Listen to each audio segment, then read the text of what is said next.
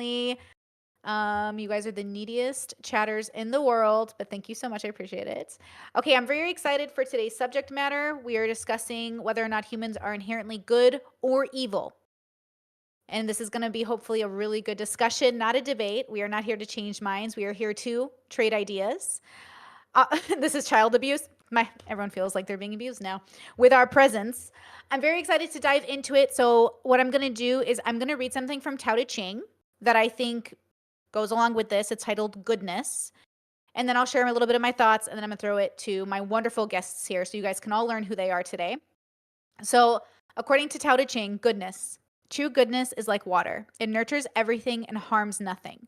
Like water, it ever seeks the lowest place, the place that all others avoid. This is the way of the Tao. For a dwelling, it chooses the quiet meadow. For a heart, the circling eddy. In generosity, it is kind. In speech, it is sincere. In power, it is order. In action, it is gentle. In movement, it is rhythm. Because it is always peaceable, it soothes and refreshes. And I thought that was like a really lovely way to start off the discussion. With that said, the reason I wanted to talk about this and the reason I invited the people that I did is because, one, I've spoken to all of them in the past, and I think they're all really good people. And I thought to myself, like, who better to have on than good people? I don't even know who the evil person would be if I wanted to reach out to them anyways, right? So when we talk about if humans are inherently good or evil, of course, my stance is pretty known on the internet. I think humans are generally good and inherently good because we are within our own nature, and our nature is good. With that said, good is subjective, but on the macro, since I think we're all like little energies evolved over time, we are just within our nature, which is good. A bear is good. A bear can act out and cause violence, but a bear is acting within the will of a bear. And so a part of me can't think of it as bad or evil, but I can definitely still retaliate towards something that is also good in its own way. And so that's how I think of goodness. I think sometimes in life we are good battling against good, which is a little bit difficult, I think, in a world that wants a good guy and a bad guy. So those are my initial thoughts. We'll dive into discussion, but why don't we start off with Madame Genevieve? Can you introduce yourself and give us your initial thoughts? Hey guys, yes, of course, I'm happy to be here. Thank you for hosting us, Brittany. I am Madame Genevieve. Y'all are welcome to refer to me as Jen. I know that's a lot easier for the course of the discussion. I do generally align with Brittany's viewpoint.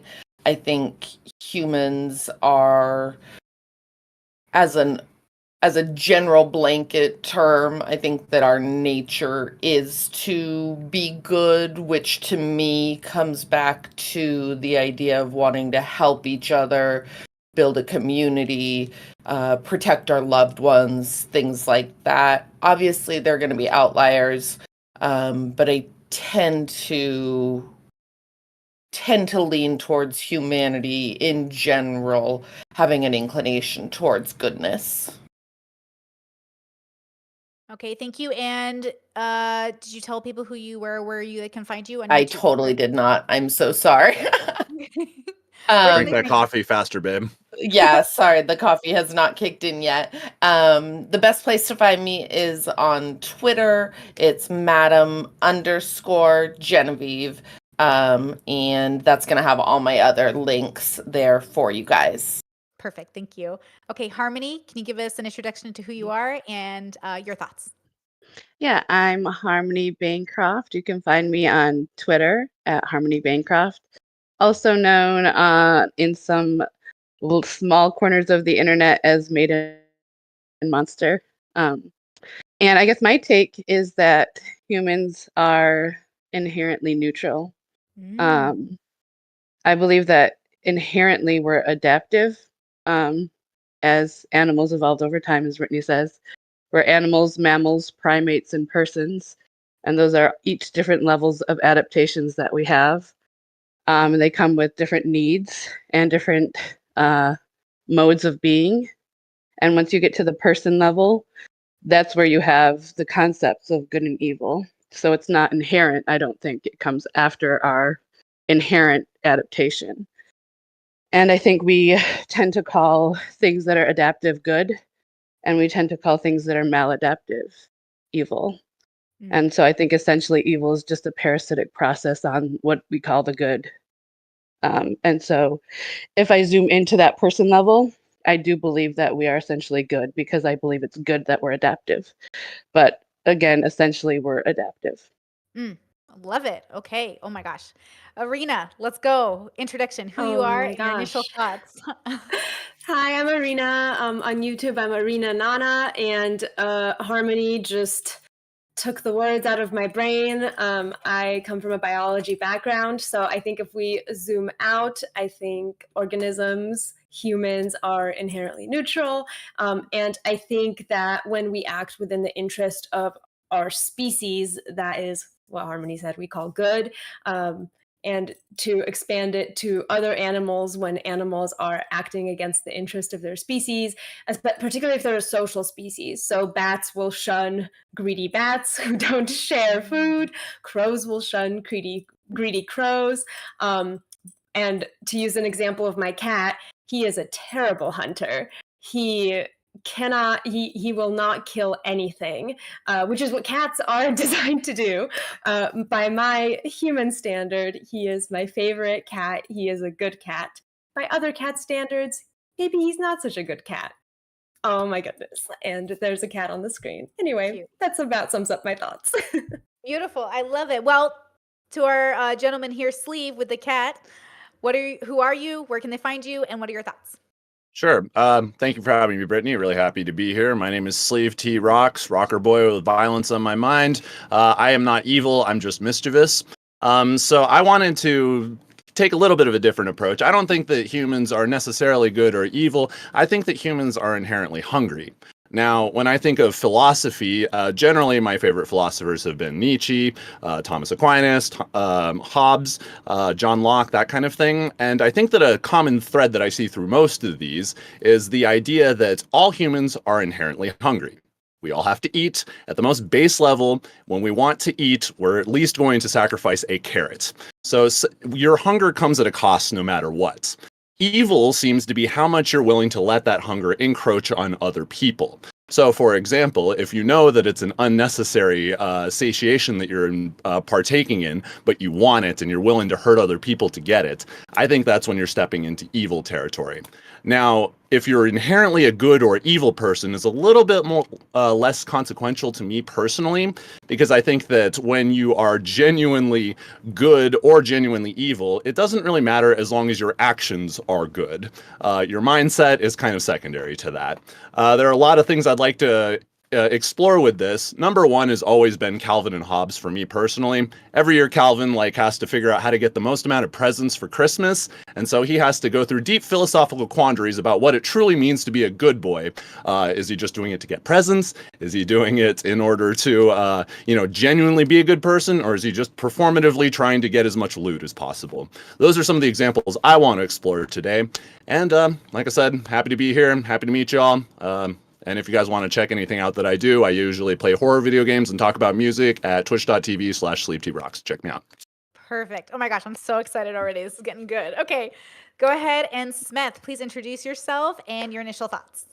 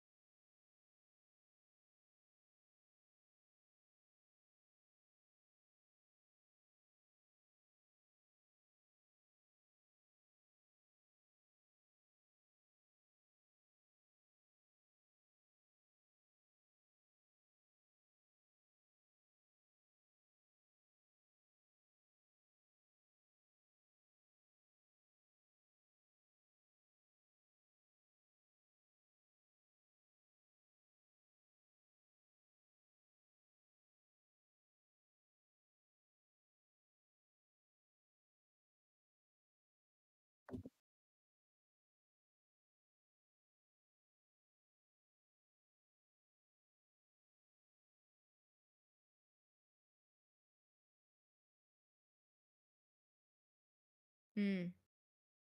Love it. Good? That's great. Okay, perfect. Okay, and Tom, who are you and what are your initial thoughts? Yeah, my name's Tom. Go by Tom Foolery on YouTube mostly. I don't like words like evil generally. It sounds a little religious to me, but yeah, I'm gonna take it as like when I think of something evil, I think of something like really bad, super heinous, probably somebody without empathy or doing something malicious. Especially like if you want to hurt somebody or don't care if you hurt somebody, you don't care about the outcomes in these cases. With that in mind, I would say that then humans are inherently evil. The I think that we will naturally kill, will naturally steal from anyone when it benefits us. We have to build social constructs like evil, like bad, to label people so that we can stigmatize those people and allow other people to see the warning signs, see the red flags, and say, hey, this person's doing something negative. And because we stigmatize these things and we are social animals, we care about those red flags. We care if people don't want to associate with us anymore. And so we tend to not do those things just to avoid the stigmatization. Okay, that's really interesting already. So I'm going to primarily throw it to you guys and then I'll interject because I will monologue and I don't want to do that to anybody here. So who has some initial thoughts? Immediately when Smeth said we are born evil, I thought of original sin, which I agree with Tom. It seems a little interestingly religious. Now, I I think the whole reason we even have this concept is because we are inherently social animals. If we put a baby and imagine this baby doesn't need social interaction, doesn't need like to be around other humans, I think it'll just grow up to be an ape, a primate. It will find food. Perhaps, yes, kill animals. I don't think killing is inherently bad because it is what we are naturally inclined to do for nourishment.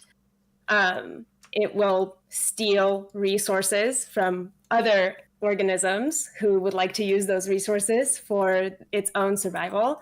But I think that's kind of the function of a living organism. If I could chime into what Smeth said really quick, Smeth made a delineation between having a bad childhood, but he says that if you have like no input from parents, or at least limited input, that would be leading towards bad actions. So I just want to differentiate: are you talking about bad childhood versus neutral childhood? Because if we're talking about someone who had more of a neutral childhood, I would imagine that they would end up more morally neutral. And if they did have a bad childhood, like they had an abusive father, for example, they probably would be more inclined towards evil. So I just want to figure out what you meant by that. A term that I've heard in psychodynamic. I'm muted. Oh, now my chat can hear me. But okay, yeah, a term that I've heard in psychodynamic like communities is a good enough parent.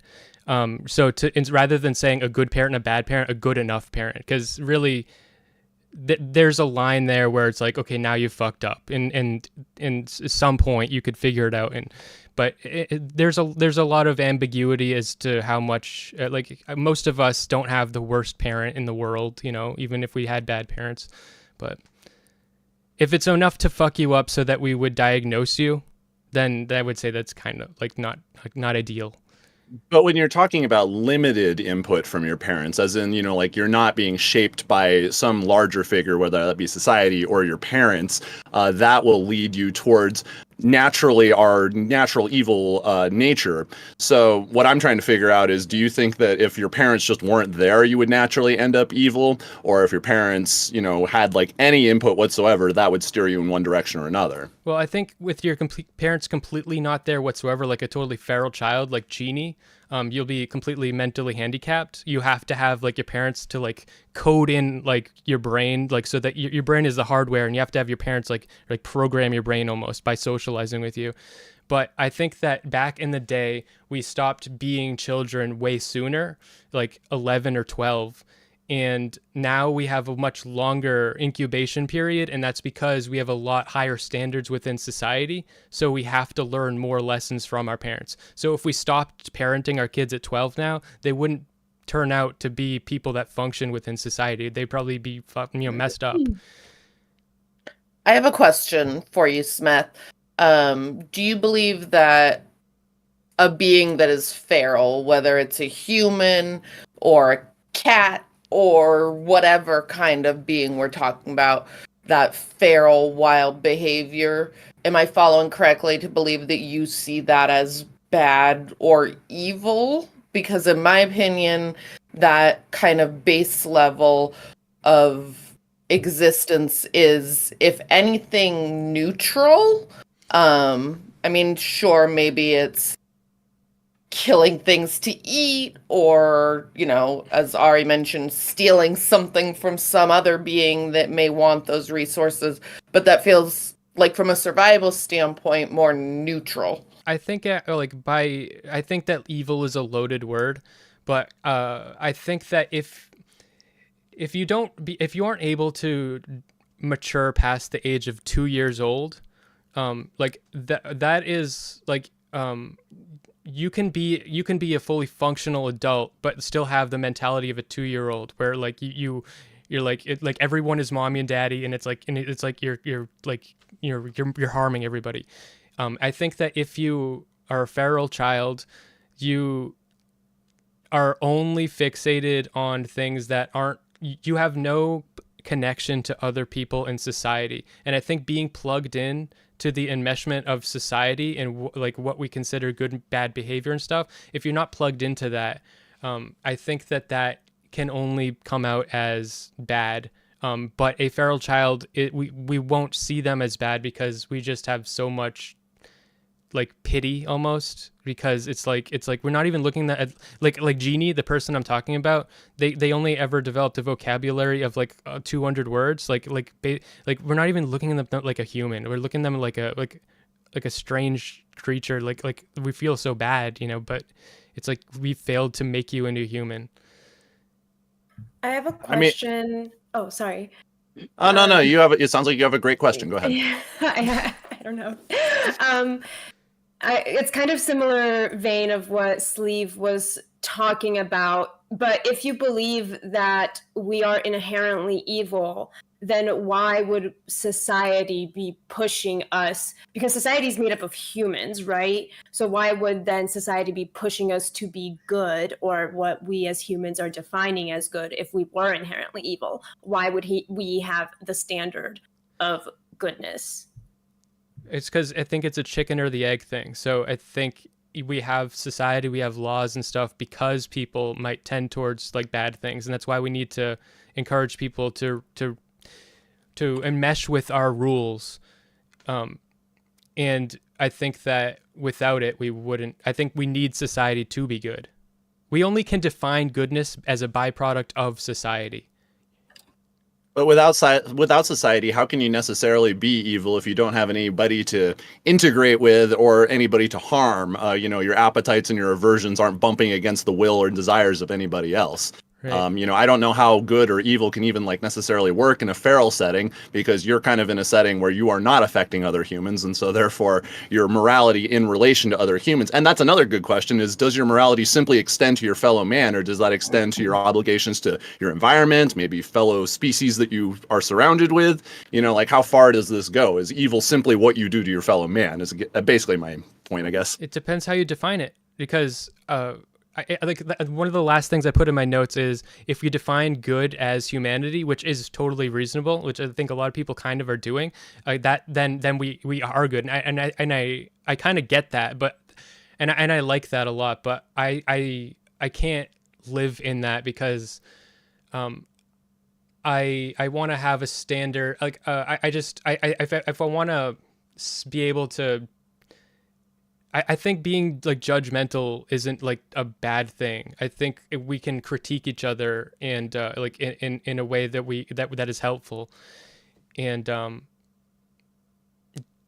like I said, even if someone's like bad or evil, it doesn't mean I stop loving them. I guess the reason. Oh, go ahead, Tom. You haven't talked yet. Earlier you were saying that you do think that we're inherently evil or inherently bad, but then when you were talking about the feral child, who would be this like natural thing, you said that we wouldn't call them evil or bad. It Well, sounds like you feel like the knowledge of what you're doing if has we to be there in order for us to call you evil or bad, and so therefore you wouldn't actually call them evil or bad. Is that right? Yeah, because well, I think that we just don't see them as a human in the same way we see other humans, like someone with like a mental disability, what if we see like someone with like severe autism, like having like a lashing out in public or something, like we like that, we don't think that that's good, but also we have like a different standard that we hold them to, like because we know what they're capable of, and if someone is not capable of meeting the standard that. Sure.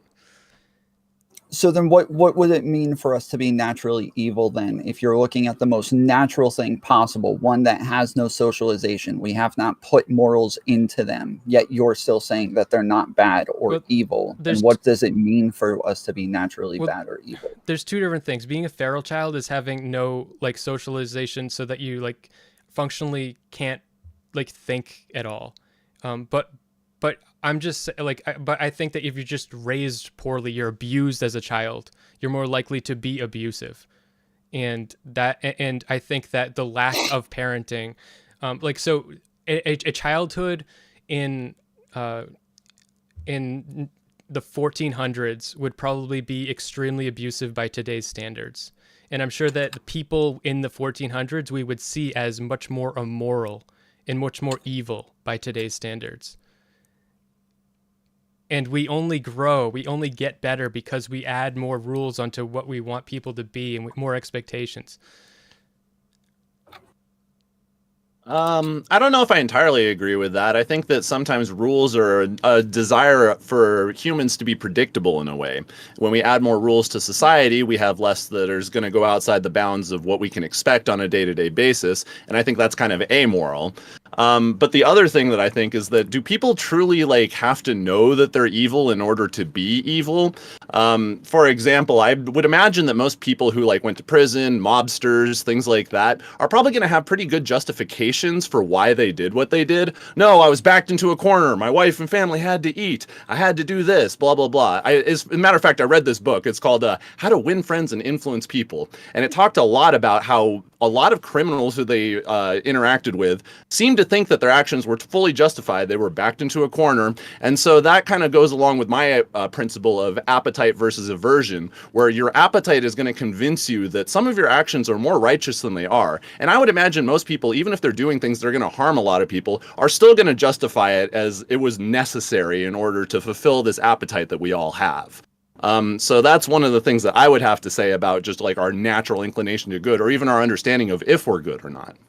Well, it depends. There's two different things that could be happening. It could be that they are defining good as something that you're not defining it as, or it could be because they don't understand the harm or don't care about the harm. That's three things. They don't understand the harm, they don't care about the harm, or they're defining good as something that's alternative to the harm that they are saying is more important. When I was a little kid, I was taking ballet classes, and in the waiting room, there was this black mother, and I was like 5, okay? And she had like kind of green skin, okay? And so I went up to her and I was like, I don't like your skin. I don't like your skin color. I think it's ugly. And my parents were like, what the and I got like spanked, and I got in like big trouble for that, and I didn't understand what's happening. My parents then explained to me that that's bad, you shouldn't like be discriminate and stuff, and I was like, oh, I get it.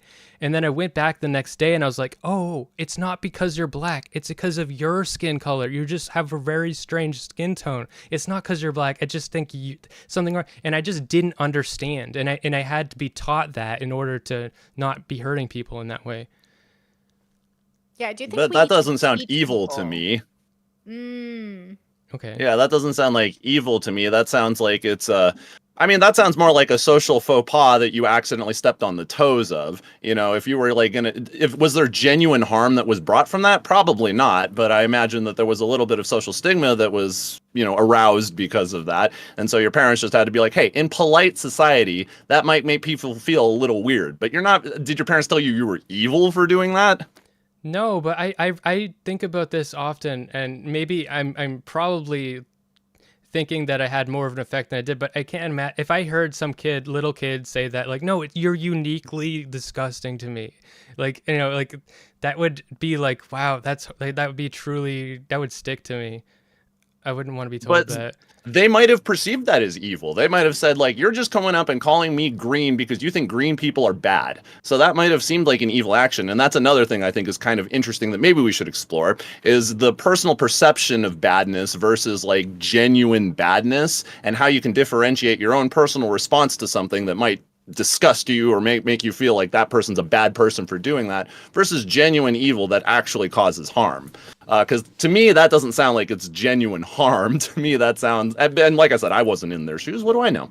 But, to me, that sounds like it's just a social faux pas. Was that genuine evil? Doesn't sound like it. Or was it I also, intentional? Is the question I It was want to not know. Like, Steph, intentional. yeah, you Yeah, the that was intention is important in my Mhm. definition of good versus evil. same. Yeah, Yeah, same. same. I was talking about being malicious or just not caring at all for the outcomes, not having any empathy for the person. It doesn't sound like that. So what are you, how are you differentiating something? I or don't. what would you call evil? Yeah, I for me, it's not the intention. I think intentions don't matter, only the actual effect it has on other people. Mm. So that's the difference Are you here. are you familiar with materialism as far as philosophy is concerned? Not probably not as well as you, but Okay, just curious. from how you're talking. It's the idea of basically that morality is a science and that there is a base level understanding that you can like scientifically deduce just based on the material reality of our world. So that means that good versus evil is just like a positive or negative that you're inputting into the world. It doesn't matter about your mindset. It is just materially good or bad. So that's one thing that I think should be explored. It doesn't sound like it was materially bad what you did, I think it but was. that. I think it was like. Oh, okay, interesting. But I think materialism, like I would, from what you just said, have a caveat. It depends on how you define the good and bad, because I believe that behavior is a harmful effect on the people around you. If I was like that all the time, that wouldn't be like, that would make everyone's day worse. It would, and I'm sure eventually it would like really be worse. It would be worse than that. So that's a good point. I think that the action could have had evil impact regardless of your intention. So while that doesn't make you a bad person, maybe that was an objectively bad action due to the impact that it had. yeah. Okay, I think I'm following this. I'm going to shut up for a little bit. Anybody else? I just want to say that everything everyone has said so far just kind of backs up my belief that we're adaptive, and that good is adaptive and evil is maladaptive. I was going to say, when we talk about inherent, I'm going to go back real quick to the 1400s that Smeth mentioned. I think the fact that as we are growing through the generations, we are doing better. We're learning about child development. Gentle parenting is more in the know now. I think that does prove, at the very least, like what Harmony's saying, the adaptive behavior, the expansion of our arena. And there's this quote by Carl Rogers, and it's kind of biological, but it's from a business book called Client-Centered Therapy. And it's from, I believe, 1951. And it says, the organism, so this is just any living thing, has one basic tendency, and striving to actualize, maintain, and enhance the experiencing organism. And that's, I feel like, what we are doing with each generation on the whole, right? Like the fact that I can go outside, go to the grocery store, and not get stabbed to death a bunch of times, and every day I can pretty reliably do that, Nice. I think proves to me that we're moving in the direction that we as humans have decided is good, right? Because I don't think there is such a thing as good floating around in the universe. There's only what we as organisms decide is good for our species. Did we decide that we wanted to become more good, or are there better enforcement mechanisms for that goodness? For example, some would argue that the expansion of the police state would keep people from inherently acting out the animalistic urges that they might have to hurt people or do bad, I guess. While other people might even see that exact police apparatus as bad unto itself because it limits free will. So sometimes I wonder, are we actually getting better, or are we just getting better at stamping out actions that we have deemed undesirable through an enforcement mechanism, which really stifles our free will?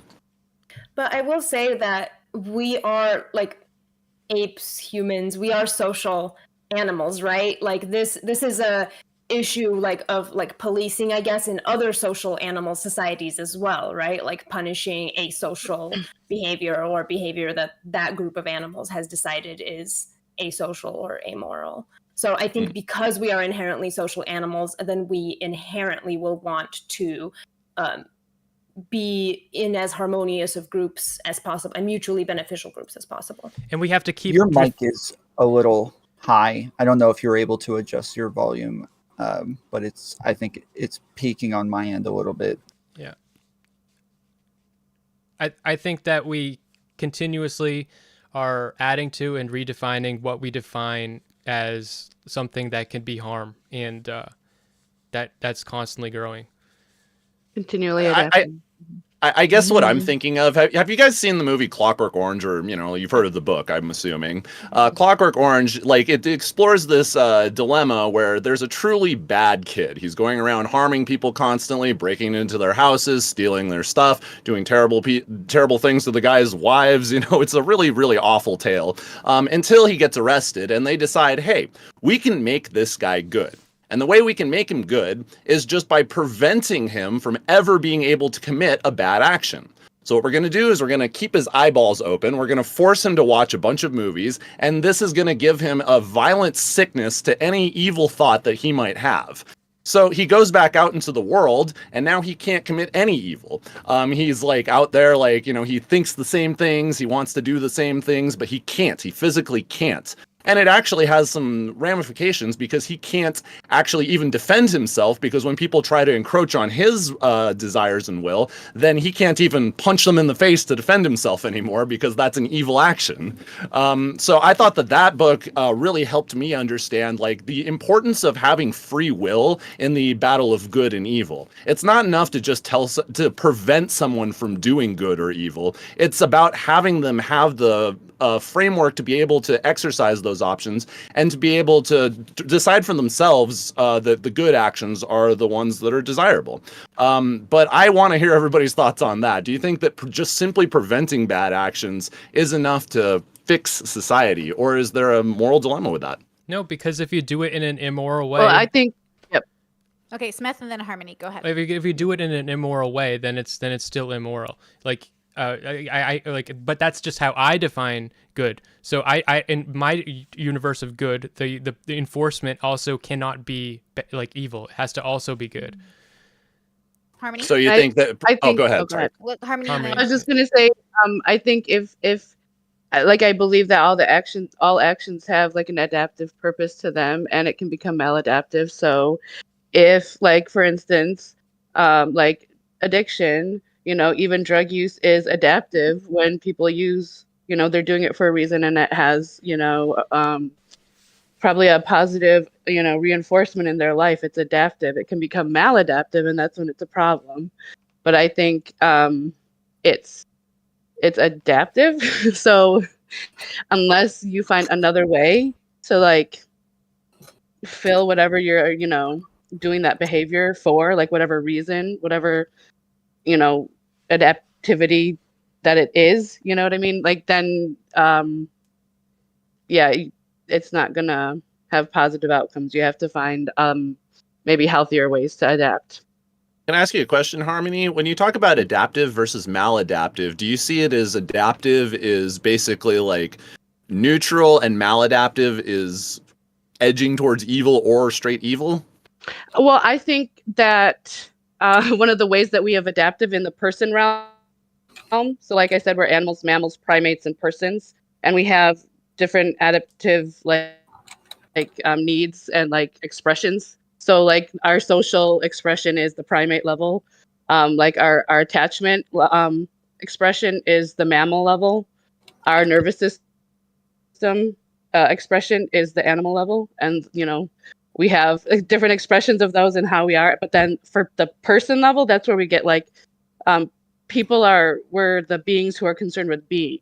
So that's where we get our existential needs. That's where we get our, concepts of like good and evil and that kind of thing, and like social relatings at a higher order towards the good. And so we can do things like make civilizations and, go to the moon and shit like that.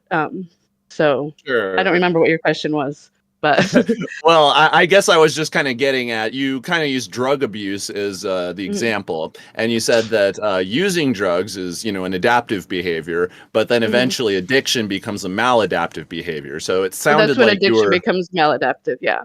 right. And since the conversation was about good and evil, it sounded like that was like kind of like the jumping off point towards maybe slightly more evil inclinations. So I wanted to clarify your Yeah. Well, views I of think that's maladaptiveness. on the person level. That's like what we might classify as like evil.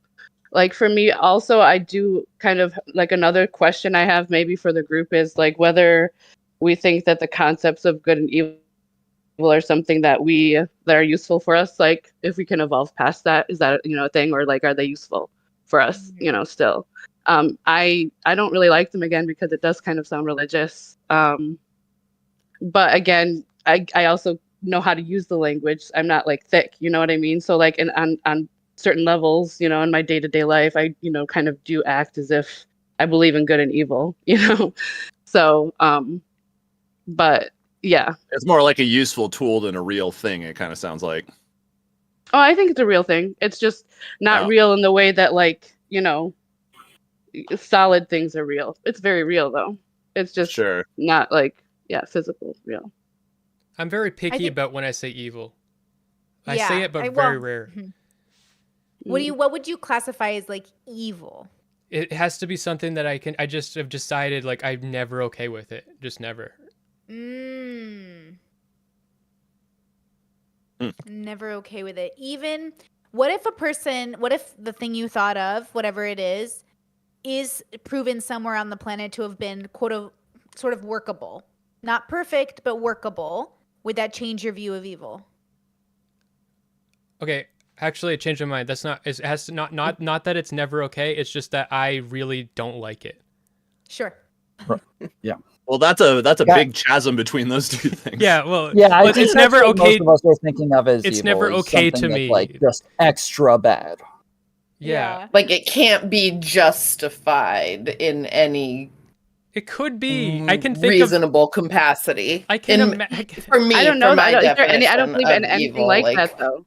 Everything has a chain of causality that makes perfect sense and an adaptive, mindset to me. So even the greatest evils that you can. I can imagine like a really contrived scenario where I could imagine like a rape is like it saved 1 billion people's lives or something, But like. But that's not normally like what I'm thinking about when I'm thinking about that. So, can you name one of those examples, Smeth? Yeah, and so you can use censored language if you'd like. What did you say? I don't know. I'm not gonna come up with a very creative one off the top of my head. But, I don't know, man, that would have been the ultimate example right here. The only way to stop the bullet. Because is like you time travel. Okay, you could do. Okay, I'm not gonna. I'm gonna stop. I'm gonna stop. I wish, Brittany, that you finished Attack on Titan because it would be perfect for this conversation. I know a lot of people haven't yet. We're having a discussion on it on the 26th on Discord. But okay, hear me. How was my sound, by the way? I changed my. It seems better. Still a little bit too up. It's better. Just I lowered you down. Tom, lower her down on your own Discord. Do the right. That's what I did. Yeah. I did as well. No it's matter the. What? Yeah, it's like once it hits her mic, it's still kind of high, but the volume is fine. Okay. It sounds fine to me, but I'm also only have one ear in, so that's how I do things. Okay, I want to bring us to this possibility of like the reason I wanted to have the conversation was like once we use the word inherently, we're arguing against something that might be out of our control, and then we're arguing something that is in our control, which is our perception. And so it has to force us to actually admit out loud that our perception is the decider. And if our perception is the decider, is there anything that's even objective? And if there's nothing objective, then what are we ultimately doing? What is the point of even deciphering evil over good? What is the purpose? Yeah, so I guess... go ahead. And then the objective... Okay, so... I believe the objective... I believe the objective is what people agree on. So like if everybody in the room agrees that like it's bad to kick the dog, then like it is bad in that room, objectively. Sleeve? Yeah, so that was kind of what I was going to get at, is the fact that it probably, I mean, this seems to be like where democracy comes from, because Hobbes, one of my favorite philosophers, seems to believe, one of my least favorite parts of his philosophy was that if there is a despot, or if there is somebody who is an ultimate authority, that's actually good for society, because none of us can individually decide what morality is for ourselves. We have to have a higher power that's going to dictate that for us, so that we have a framework that we can live within. If all of us tried to decide it for ourselves, we would not be able to come up with any kind of concrete objective morality. So we basically have to have a higher power to appeal to. Sometimes they talk about kings, sometimes they talk about gods. They're basically the guardrails for humanity's moral compass. So in a lot of ways, I disagree with that, because I do think that, and this is just me, I think that we do have an aversion towards genuine evil as a statistical whole for humanity. I think that there are a lot of actions that all, like 99.9% of us are probably going to agree is evil. And, you know, we could talk about things like killing, for example, but some people don't believe that. Some people think we're all going to come to a different understanding, and therefore we have to have morality dictated to us from some higher power.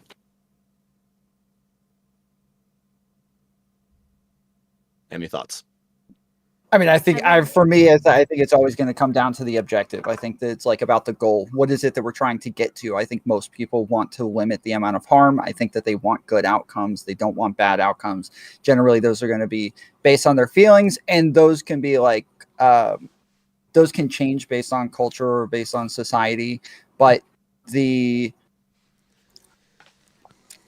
crap, I forgot what But those aren't originally. objective values that you were giving, is Oh, what yeah, yeah. things.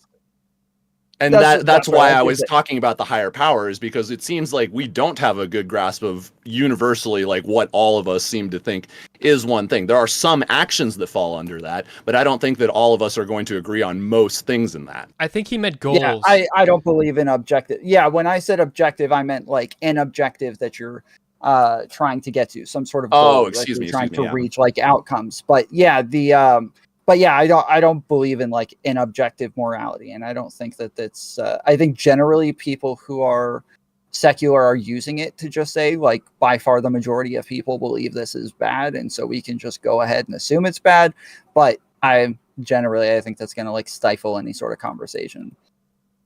I believe in transjective morality, which is the relationship between the subject, which is the agent, and the object, and which is like the arena and everything in the environment around it. So you can't just isolate it to the objective. It's always a matter of the relationship that the agent has with the arena, which is why we all have different values and different morals. Arena, And it's did you also want to say adaptive, something as well? adaptive to the arena. Oh, it's just also adaptive to the arena. Makes So when you sense. say the arena, you're saying any spectators as well, right? Yep. It's so you, the agent, and then the arena, which you're also a part of. You're not separate from the arena. Mm-hmm. I wanted to add an example of like adaptiveness, because I think the drug one, like I have a better one, like maybe screaming. Like in your childhood you have to scream to survive, or else like you would be destroyed. You have to feel like a person at all. You have to scream, and then you grow up and you start screaming at everybody. Now it was adaptive then, now it's not. Yeah.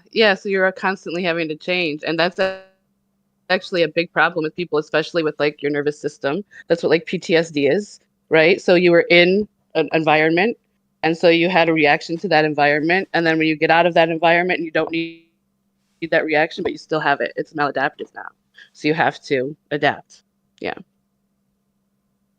Is there too reductive to say like healthy versus unhealthy versus good and evil? Is there like a version of healthy that could also be objective? Could healthy be evil? I don't think healthy could be evil, but I don't think unhealthy is inherently evil in that.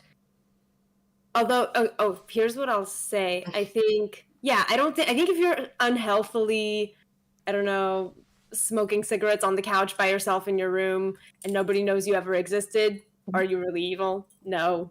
You're just neutral, and then you die of lung cancer by yourself in your room, right? So But I isn't think that evil? no. Isn't it See, evil to to harm me, yourself to the point of getting cancer? Kinda, That's a this is little where the bit. contrary Because Tao, to nobody your own knows you don't survival. exist. this is where the Tao comes back in for me, because I feel like the perfect balance. You can never have like purely something healthy without at least a bit, you know, of the unhealthy. My That perspective. is true. Like, just drinking by yourself isn't evil, but let's say eventually you're drinking by yourself and you obviously have cirrhosis of the liver. You've got an inflated gut and everything, and you know that you're doing objective harm to yourself. I would say that that's an evil action because you are harming yourself. I don't think the evil Interesting. simply extends to other people. I think evil extends to yourself, and you can do evil to yourself as well. I believe I that. I mean, I will think it Absolutely, say still yeah. though, extends to other people, though. Like, I think even if we talk about suicide, a lot of times the reason that people have issues with suicide is because of how it affects everybody else around you. If you don't want to be here, that's one thing, but everybody else might still want you to be here, even if you are suffering to some extent. And I so agree with that. there's, That's go ahead. definitely true, but there's also this other element where I think that if you're not living up to any kind of potential that might help you like aid in other people, even if they don't even know about your existence, I think that that can be evil unto itself because you are living a completely selfish lifestyle. And if you're living a completely selfish lifestyle, there is potential in humanity that is being untapped. Actually, now that I'm saying that out loud, I don't know if that's necessarily evil, but it feels kind of like it's ebbing into bad territory. okay, because that's like what is interesting to me the most is we have this like polarity between like Mhm. good and evil, but where's all like the nuance of the middle of like the condition of the human journey on the micro, obviously. And like, where do we come in with judgment? Where do we come in with prescriptions? Where do we come in with edging society in a better way? Because I almost take the extreme stance that like you have the right to like drink yourself to death or smoke yourself to death or, in a graceful way, unalive yourself, in Yeah, a we know. reasonable way. So, so I feel like for me, when I think about harm, I think about harm reduction, but I think life is inherently harmful. And I think like bringing a baby into the world is like asking to do harm to that child. Like by giving birth to a child, you have automatically harmed it. And at the same time, I still think it's ethical because that is like a part of being a person. And like we have a species and we procreate and we're biological entities. And so a part of me can't fault a human for having a baby, as long as we understand that like existing itself is harmful. And so like that's where I get a little like indifferent to how people solely decide to live their life. And I think it's wrong of society to guilt them into staying or preserving their nature or to being or changing for the selfish desire of the community, because again then the community is causing a harm suffering to the individual that I think harm amplifies. So society owes it to the individual to harm reduce by not forcing it to like adapt to them, and then the individual needs to learn how not to force society to them as well, because again, harm reduction. But Sleeve, go ahead. isn't, So oh, really go And then ahead. Tom. quickly, sorry, just really quickly. Do you think that you have any obligation to the community as an individual? I think if you understand that you are part of a society, yes, then you can understand that you have somewhat of an obligation to cause the least amount of harm that you can. And then if you don't like the standard of the society, I do recommend moving to a different society, finding the bubble that matches your level of desirability in any context. Yeah. Well, like, look, Tom, go ahead. Yeah, Tom, and then I think from like a more utilitarian perspective, the you as an individual are one person, and what it is that what you're doing can affect a greater amount of people. And so for it to be selfish for the like greater society expect something of the individual, even though it will harm the individual, I think that that's like generally an expectation that we're going to stick with anyways, that like if you don't abide by the rules, now all of a sudden we're inconsistent, or we're allowing things to get a little bit too out of control. That one person might have to deal with a little bit of harm so that we don't have greater harm to greater society. I think. Emma.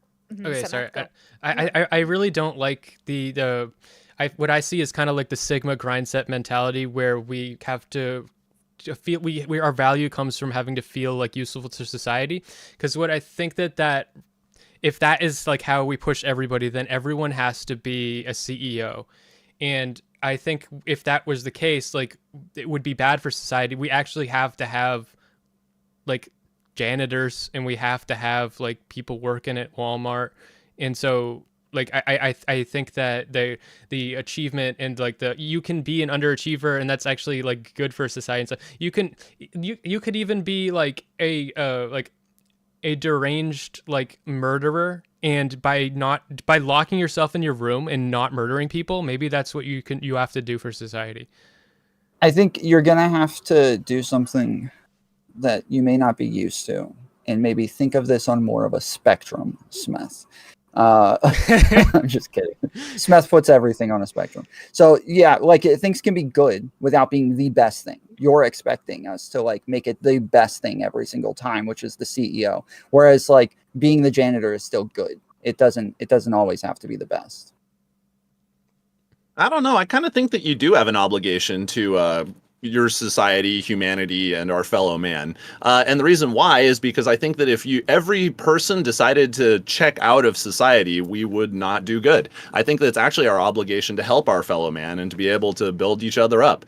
Because I do believe we do have a communal hardwiring, which means that we want to be able to build ourselves up, help ourselves survive. There are natural hierarchies that seem to form just naturally through society without like people saying very much sometimes.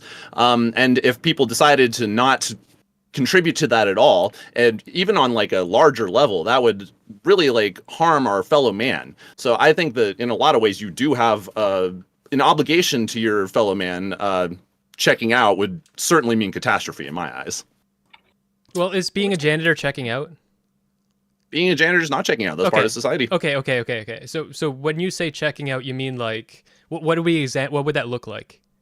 Like the thing I'm thinking of is like you don't have any interaction with your fellow man. Maybe you like stay at home and watch DVDs all the time. Maybe you know that like there's people out in your community that could use help, but you're not going to do anything about it because you're just in your own little space, not doing anything about everybody around you. That's kind of how I see it. Okay, the way I tie those two together is I don't see that as that necessarily evil.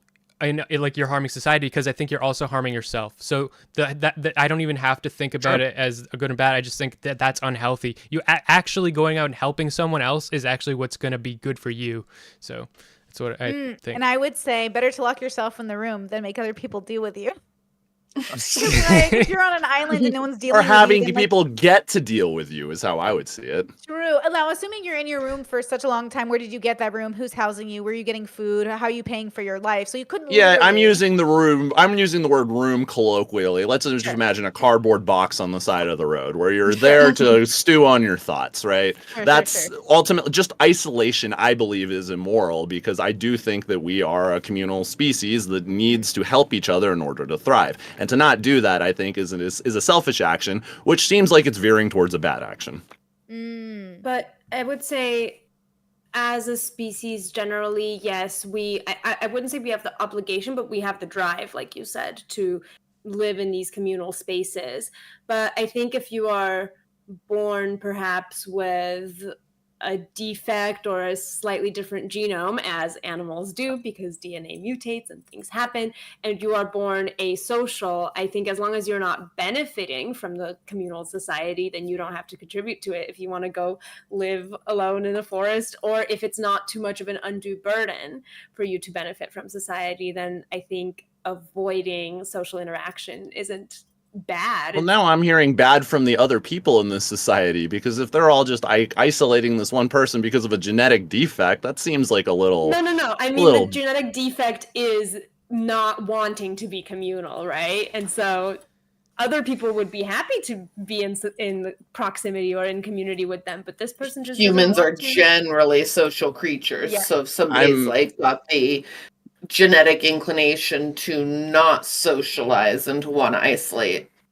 When you said a genetic defect, I was imagining someone with like a third hand or something like that. When you said that, and like people, it'd just be better to stay by yourself, because I mean nobody's going to understand the third hand, you know. I hope that's not what people were hearing. I meant in the social aspect. Yeah, I mean that can manifest in a lot of ways, so I thought I'd just clarify. I think there's something that I've been thinking over and over again that I haven't said is I think that you can do what Tom is doing, where you can try to frame it in a like a goal oriented, like trying to like utilitarian or whatever, like and that is you define a system, and the objective of that in reaching it is good, and going in the opposite direction is bad. But in general, I think that good and evil and right and wrong and good and bad are emotional statements more than anything. Mm. So this is where, again, when we go back to inherent, we're talking about, in my mind, something like almost like metaphysical or spiritual, since we can't actually know what we're doing here as a species. We only take like big, strong guesses, and then we adapt ourselves to those guesses, and then we create like everything around those guesses, which is like really fair and like I think within reason, actually, because we want to survive as a species. And that belief in something bigger than ourselves has kept us going for all of this time. And so I'm not opposed to it, because in Brittany's society, there would be some version of deterioration in some of the systems we've brought into place, but it would hopefully adapt and replace into something different. You know, we'd have that relationship with it. It just wouldn't look like this world exactly, but it would look, I think, somewhat similar, because we are a species of predictability in a lot of ways. Like you said, Sleeve, we create like hierarchies pretty naturally. And so I do think there'd be like this society, but a little bit different, just like every society seems to be. Society, like I always, people are always like, what's Croatia like? I'm like, the same as everywhere else. People are people everywhere. It's just a little different. It's just like a tweak here, but like people are people everywhere. And the good thing about that is that that means I don't feel too foreign in a foreign land. I feel like, oh, okay, it's just people, but different. But that's my sort of belief then, that humans are inherently good, maybe because we are just so much, we've proven time and time again that we are so capable. As much as we mess up, we really come back from it. So we might be a little slow, but overall we do pretty good. And so for me, as we steer away from what I would call evil, you know, sort of like the enjoyment of causing malicious and intended pain on others, as we move away from that, there's something about that. Now, of course, because like, you know, there's a thing called war in the world, you could argue that that's malicious and evil, but some part of war usually comes from ideology, and ideology is that little answer we give ourselves to justify the good we're doing in the world, right? So the road to hell is paved in good intentions. So my whole thing of radical acceptance when it comes to people, like humans are going to human, is that this is what we've adapted to do, and this is inherent in us. But also, like, are we even obligated to make prescriptions? Because what I'm afraid of, and what I see often, is people intend so much good, they cause so much more harm. And so my argument is like, even though we're inherently good in my mind, it's really like so much harm is still being done within that goodness. Any thoughts? That's why I think it's important to. That's why I feel it's so important to acknowledge that it's an emotional statement to say that something's good and bad, because that tied to the that it makes the prescription make sense. Okay, I'm saying that you shouldn't do this because it horrifies me. I don't want people doing this in my society, and I think that if we can say that, like, oh, that if enough people are horrified by something, then it makes sense that we shouldn't do it. And it makes sense because it contextualizes it within the people, rather than objectifying it as if like we have to do this because this is what is right. And it's like separating it from the machines that are actively thinking it. So what about, I'm sorry, I was just going to say, so let me test this out a little bit. So for example, child abuse. Is that something that we simply have an emotional response to, and that's why it's evil? Or is there something underlying, an objective that actually like makes that action evil? Because if we were able to lose that emotional aversion towards that thing, would it suddenly become amoral simply because we didn't have that response? Well, like child abuse used to be normal in like older societies and stuff too. But did that make it good? Or did that well, make but it They would have amoral? said, yeah. So your question is about the emotional Agent response. arena And so he's saying relationship. that obviously we don't have an emotional response to it because we used to do it all the time. Right. I mean, I would argue there's a material fact where harming children is going to harm the next generation of people, which will make humanity worse for everybody. I think that would be the material reality right there. I don't think it's just an emotional response. I think part of our adaptation in recent generations has been to evaluate and seek to understand how things like childhood trauma, abuse, different experiences do have effects on us. And we are as a species. Obviously, not every bubble, but a lot of these bubbles are looking to reduce that harm for future generations. I feel like it's a game. It's like a race for like whose civilization is going to give the best to its people. And the dilemma is like the moment we clarify its people, their people, our people, we are then making an argument that we are different, better, and separate from other people. And my argument would be like we are all each other. And the higher you are on the introspections like level, you can have a relationship with less violence and more kindness because you'll realize there's almost no reason to be violent because it's just not efficient. But at the same time, the violence usually comes from us wanting to go, I think, back to our roots, and our roots are our biology, and our biology is our survivability, and surviving makes sense. Like it's just an easier way to make it very easy. Knock someone out, destroy their whole civilization, boom. Now we don't have to worry about getting to know them, adapting, changing culture, seeing them as people. And so I can understand that desire, but I would then argue that this conversation about like inherent means that we are arguing with ourselves, us as an individual. This is really about us. It's not even about a society, right? And so That's I definitely know, true. yeah, like I don't feel evil, but I've definitely gotten messages from the internet saying like Brittany's the most evil person who's ever existed. I was like, fuck, if I'm evil, what is anyone else? Like, what are we talking And about?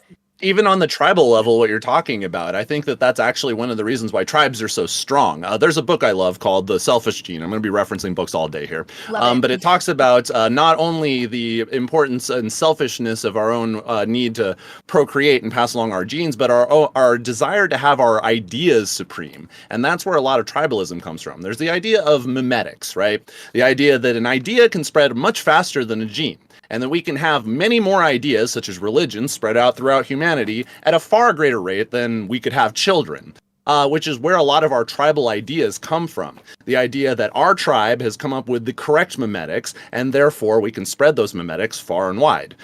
So tribes are actually kind of a natural extension of our own selfish biology, and that's where these ideas... Yeah, exactly. It's adaptive. I Incredibly. love that one. Yeah, Which I is love why that we're word. so prone to it, which is why we love it so much. But it's also like the things that are adaptive that cause us the most self-deception, which is the same thing with tribalism. Like it's so adaptive to us. We love it so much, but it has caused us so much grief as a species.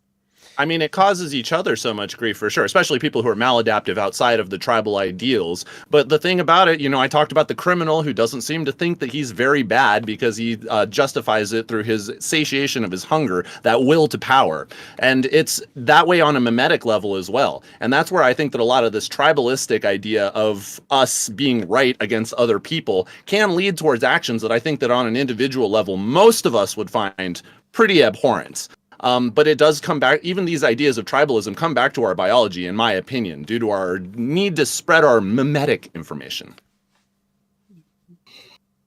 I mean, I think we have to have an agreement overall on what is good and what is bad. Like generally, I think naturally we'll care about ourselves selfishly. Therefore, we care about our tribe.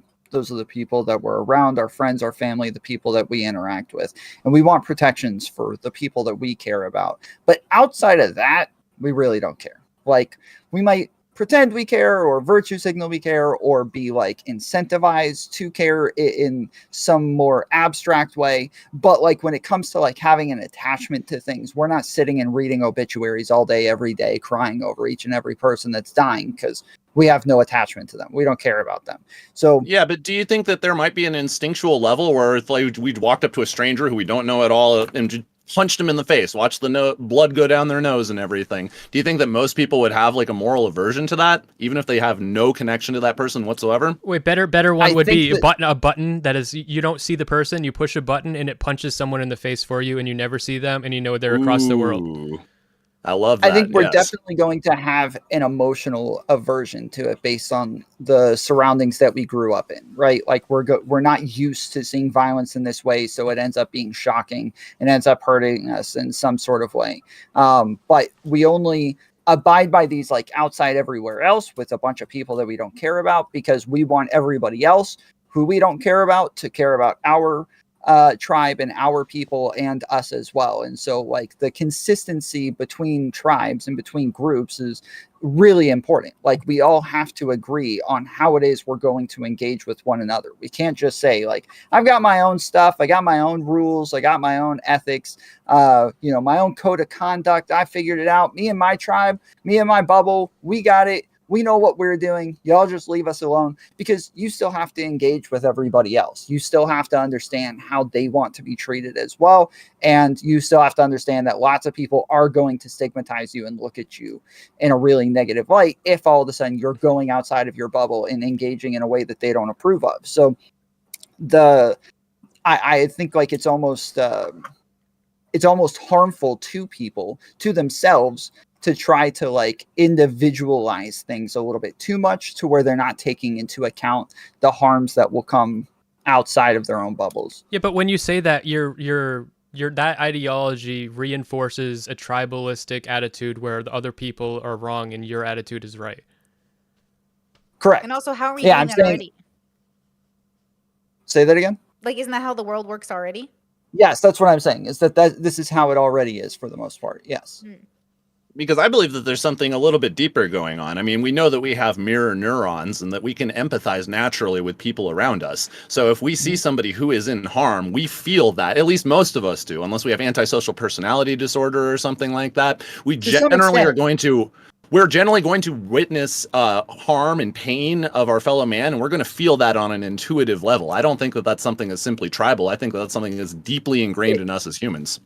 It kind of has to be. Like, there's reasons why we have these moments in history where we are so unempathetic. We do not care. We have people like Nazis doing horrible things to Jewish people for long periods of time because they're taught that these are the bad guys. These are the evil people, and it's okay to do all of these things to them. It's based on the socialization and whether or not you're taught to care about these people. I don't think that there is this inherent deeper thing that makes us do this automatically. I think we have to be socialized into these roles. Okay. What you're talking about, I think, does have to be socialized, but I think our natural inclination is to empathize with our fellow man. Well, wait. That brings I would up. agree with Sleep on that. Sorry to interrupt you there, Smith. But Tom, I think that as far as you're looking at like something like the Nazis being able to perform these horrendous actions, I think that they had to have a learned perception to see this group as less than human. Sure. So let's go even farther the learned back then. part, not the natural part.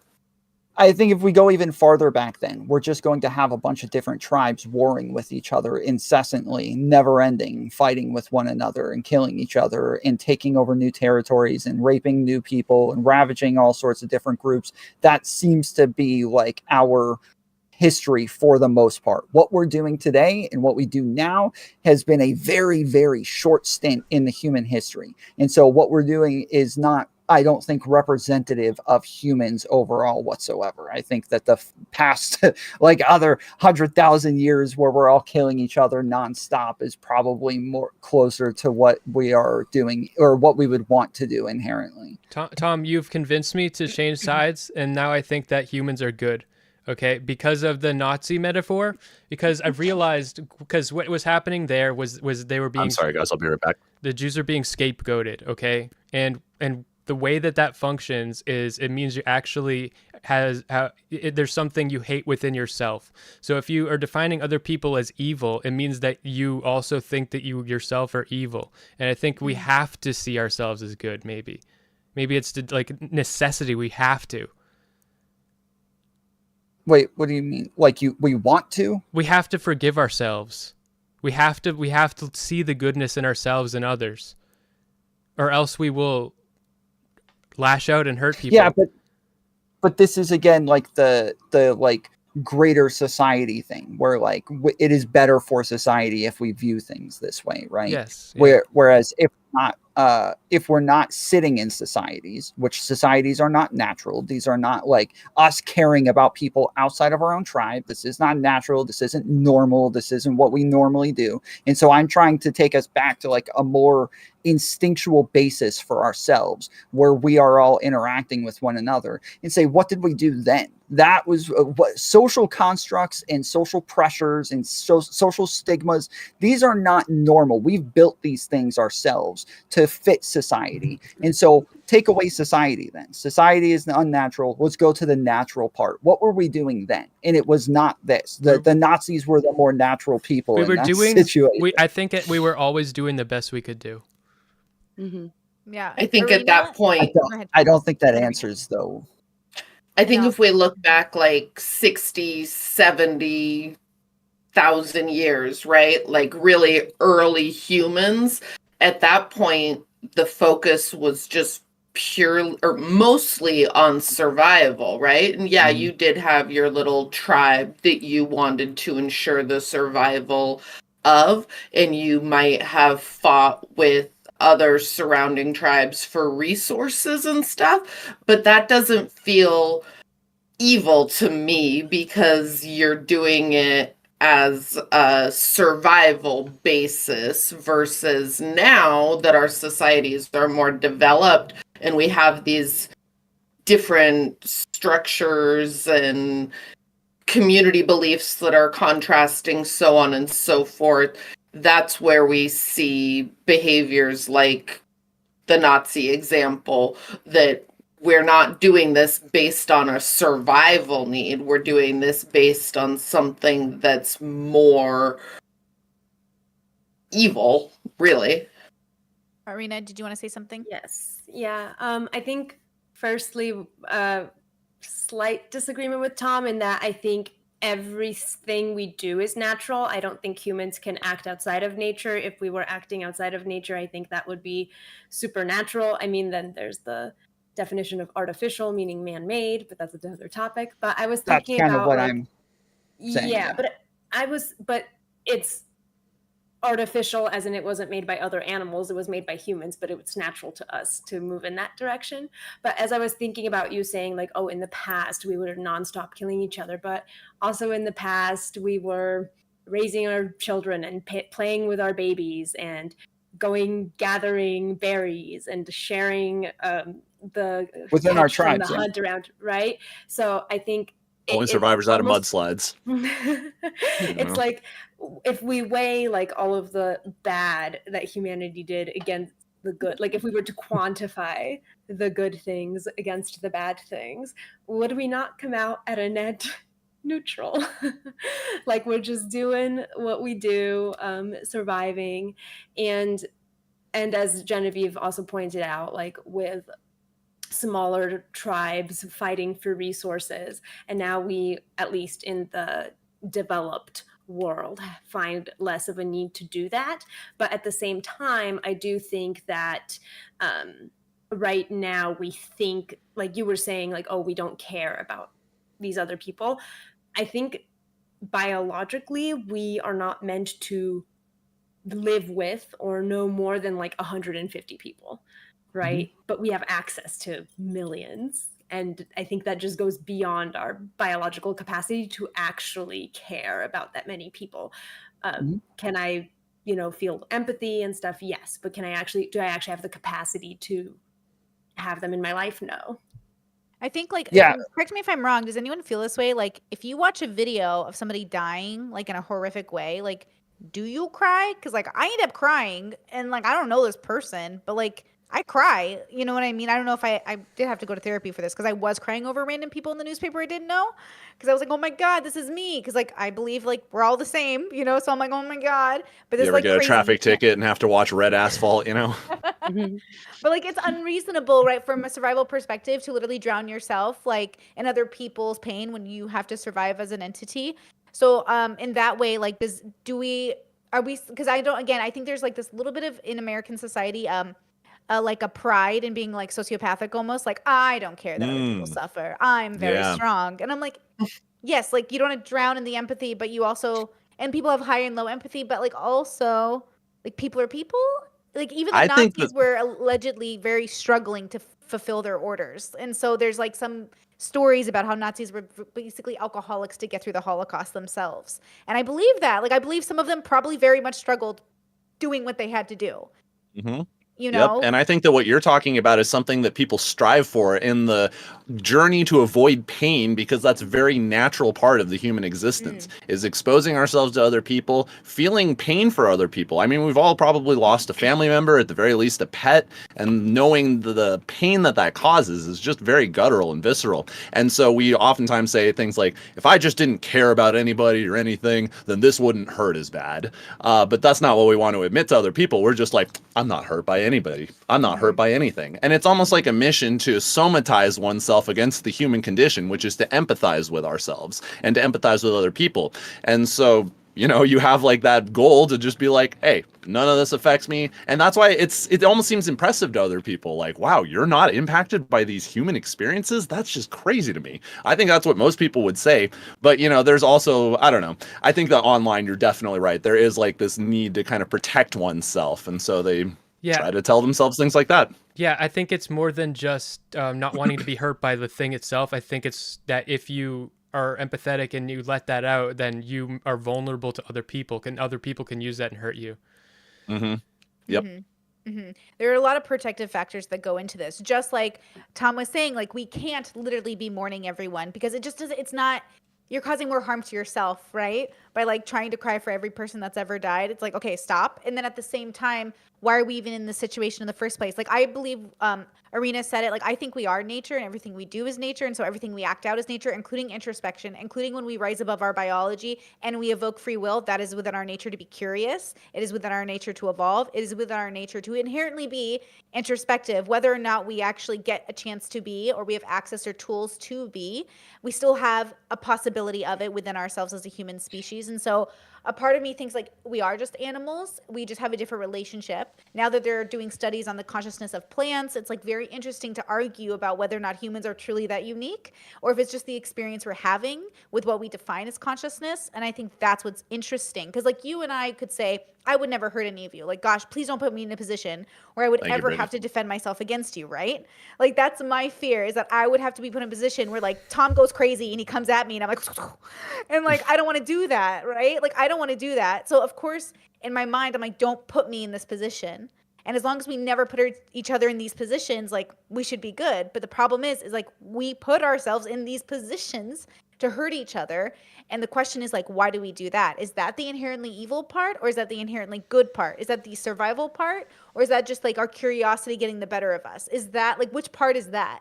It's too complicated. Okay, it's too complicated. I'm gonna freak out. No, it's just So- no.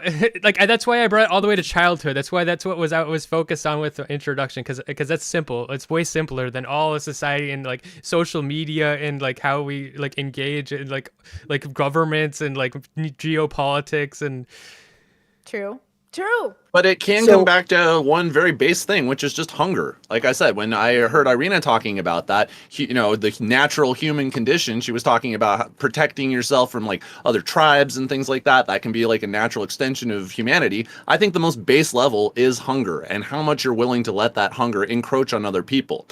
You know, there's an idea called the will to power, which is often misunderstood. People think that will to power simply means that you are willing to exert power on other people. But it's really just as simple as how much are you willing to exert on other people to satiate the natural hunger that we all have. And that's where I think a lot of these like natural human inclinations come from, is just we have that base understanding that we want to eat, and how many people are we willing to like sacrifice for that? How many, and are we willing to like look at ourselves and be like, we're hurting other people and I don't maybe need to eat as much as that, but fuck it, I'm going to do it anyways, and I don't care what these other people think about that. That seems to be where you're getting into like the universal understanding of harm and evil and bad. So I'm just curious what people on this panel might think about that. Do you think that that's like the most base urge that we have that makes us encroach on others? I mean, that's kind of what I was trying to get at, is that like Genevieve was talking about earlier, that when we're bringing up like 70,000 years ago, they're warring with a bunch of other people over necessity. And I think that that's within our DNA. That's every animal has to struggle to survive. And that the actions that they take because of this are are just barely very baseline. They have to do these things instinctually. And so I'm saying that those things that we want to do that are instinctual, that is like the evil part of us, and that selfishly we choose not to do those things, and that we don't want others to do these things. That, like, when we talk about natural, generally we're saying that these are things that are not man-made or don't have like human interference with it, right? The obviously morality, societal norms, culture, stigmas, these are all man-made. These are all social constructs that we've created for ourselves to limit ourselves on what it is that we're going to do. Because not only I'm not going to go like punch somebody, not just because not because I don't want to hurt them, because sometimes I do want to hurt people. Sometimes I have this primal urge to go freaking hurt somebody, but I'm not going to, because other people will see that maybe I do like, maybe people that I do want to still engage with, and they're going to see that and they're not want to engage with me. I'm a red flag now. I'm somebody that's dangerous. They don't want to chill with me anymore. And so the only reason that I'm not punching this person is because I still want all of those other people to continue engaging with me anyways. And I don't want the negative consequences of that. But do I inherently want to do this? Yes. Like I I will have a need to punch somebody sometimes and still have to pull back from that, because the need to have all of the other resources from all of the other people within my tribe is more important. Okay, like, so if you ever like watched a bunch of kids or worked in a daycare, you like you'll see them like they can't share. They don't know how to do it. So one kid wants a toy and another kid takes it and he's like, ah! And he like punches them or something. And like that, if that, like, for some, if you have a good like parent or like a good role model, like they can teach you like how to share, and that'll benefit you. Look, you can share, and then you're not, it's going to be benefit, and you'll have less of that. I think you can teach people to have less of that evil compulsion because they see the benefit to them, and they have a role model early on where they learn that I can actually do something that's not hurtful to them, and that's good for me. So me caring about you is good for me. Caring about you is now a adaptive trait. So this feels so over intellectualized. I feel like so many kids on just a base level, if they punch someone and see the blood come down their face, they're going to be like, oh my God, what have I done? Probably. You know, like I think that most humans are going to have that response. And that's actually, you don't think that most kids are going to feel that response if they punch somebody else in the face? Sisters growing up? Did I what? Yeah, I have brothers a sister. and sisters growing up. Yeah, okay, I had brothers and sisters. We got into fights all the time. We would severely hurt one another sometimes, and like the only upsetting part about it is when you get sent to your room afterwards. Hey, I'll tell you, my parents never told me, like, I remember one time me and my sister were arguing, kind of pushing each other, and nobody ever told me, like, not to punch anybody else. I threw a punch at my sister, I hit her in the arm, and she started crying. It's still my parents never knew about this, they never told me it was right or wrong. That's still one of the darkest memories I have in my psyche, is remembering the harm that I brought to my sibling. That was completely natural. It didn't come to me, like, through anybody teaching me anything. That was just me seeing how my actions impacted somebody else and knowing what it feels like to be in that position. I think that's much more fundamental. Coming out, actually, that's my misogyny, right? Okay, I think there's a spectrum of people when it comes to empathy, though. Some people are much more empathic than other people. Well, yeah, I do agree with that, but I do think that there's like kind of a baseline that most people exist under. I don't think that you need to tell baseline though, because I also really, yeah, I don't think it's that baseline at all. No, I don't. I think we mostly have to be socialized. You guys were all punching your siblings as a kid, and you were just like, meh. True. You know, the bruises, the bleeding. You were just like, I don't care, whatever. Yeah, like I have a brother who will be killed. I'm in a room of psychopaths. Oh my God. Winners or losers, right? My audience is saying, like, what about winning and losing? What if it's just about, like, we want to be winners? What if it's the pride? What if it's not the fear of being a loser, but the pride of being the winner? Like, what about that part that is inherent to our biology? Well, and enjoying watching the other person lose as well, and watching them suffer, and we all pointing in their face and telling them they suck. But maybe. I mean, there's one example that's like coming to my head. Like, I can't imagine feeling that way, like just like seeing someone like, all right, I punched them in the face, they're crying. Clearly, I'm the victor here. All right, they lost, I won. W, weave in the chats. All right, guys. Like I can't quite see that happening. Most people don't do that without some like passionate reason, though. So it feels so justified. It's not just a purely evil act. The other So people. therefore, You feel like you the have reaction is some- hate. One at a time, people. You One know? at a time. Yeah, because what I was going to say, there is an example I can think of, and I gave this example online. It made a lot of people get very angry at me. I was thinking of the example of, let's say there are two guys who are competing for the same girl. Now, if one of those guys ends up getting the girl and the other guy ends up losing out in this amorous chase, the other guy who lost, there is a sense of satisfaction where if you knew that you obtained like the romantic partner the other one wanted, you kind of want that guy to feel the sting of that. You kind of want him to feel like, damn, I competed for the same woman and I lost. I'm the loser. That guy is superior. I really think that that's something I see play out in like clubs. I see like, guys and friend groups even like playing that one out where they just were going for the same romantic partner and they wanted the other guy who lost to know that they lost and that girl is now his. Somebody told me that I was being a psycho for that one, but I don't think I think that's like one of the more clear-cut examples because in sexual selection, I think that that's much more black and white. There are winners and losers and that kind of stuff. As far as like causing harm to other people through physical violence, I think that that's a little bit different. When it comes to more baseline competition, I can think of absolute examples where we want the other person to suffer because we won. But I think as hierarchical beings, like we want to harm others in order to climb up hierarchies as well. I think that that's probably pretty natural for us within tribes as well, and that we want to be the strong dominant one, the one that other women want to be with, and these are part of the ways that we perform and would show women that we were the one that they would want to mate with, and all these other things. I think that like all of even people that we care about, sometimes we would happily hurt them as long as there's like positive outcomes for us. Yeah, All right, Arena, go ahead. Wait, Arena's tried to speak a few times. Okay. Let's go, girl. Unmute yourself. All right. I was thinking about the idea of kids being kind of empathic. I actually made a video about this, about how we actually have to, I think, learn to have the capacity to love, because kids are kind of little sociopaths, but we love them and they're precious and they're innocent, but they are kind of little sociopaths. I think I remember actually as a child, like, and as a teenager as well, like having that very self-centered, egoistic kind of way of being, very selfish. I have a sister and we would fight, not physically, but over resources. I would absolutely go ballistic if she stole my clothes. Yeah, stole my clothes, borrowed my clothes. That was our biggest thing that we would fight about. But I think but I still think kids are right. People are neutral, right?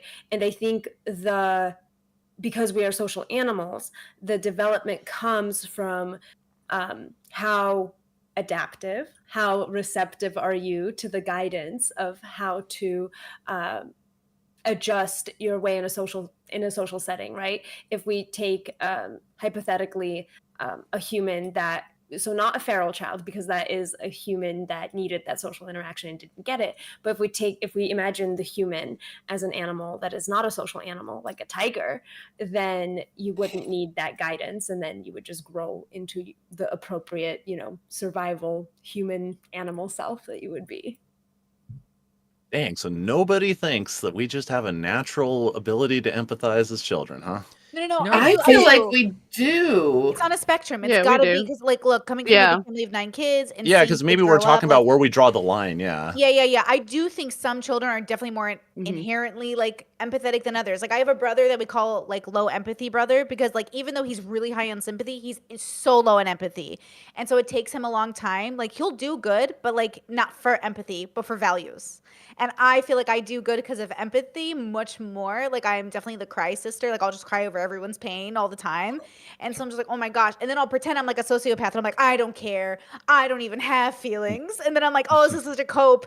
And I'm coping because like I've been that way. My mom says since I was a child, like Brittany would just like go up to people and be like, are you in pain? And I'm like, oh, I'm crazy. You raised a crazy child.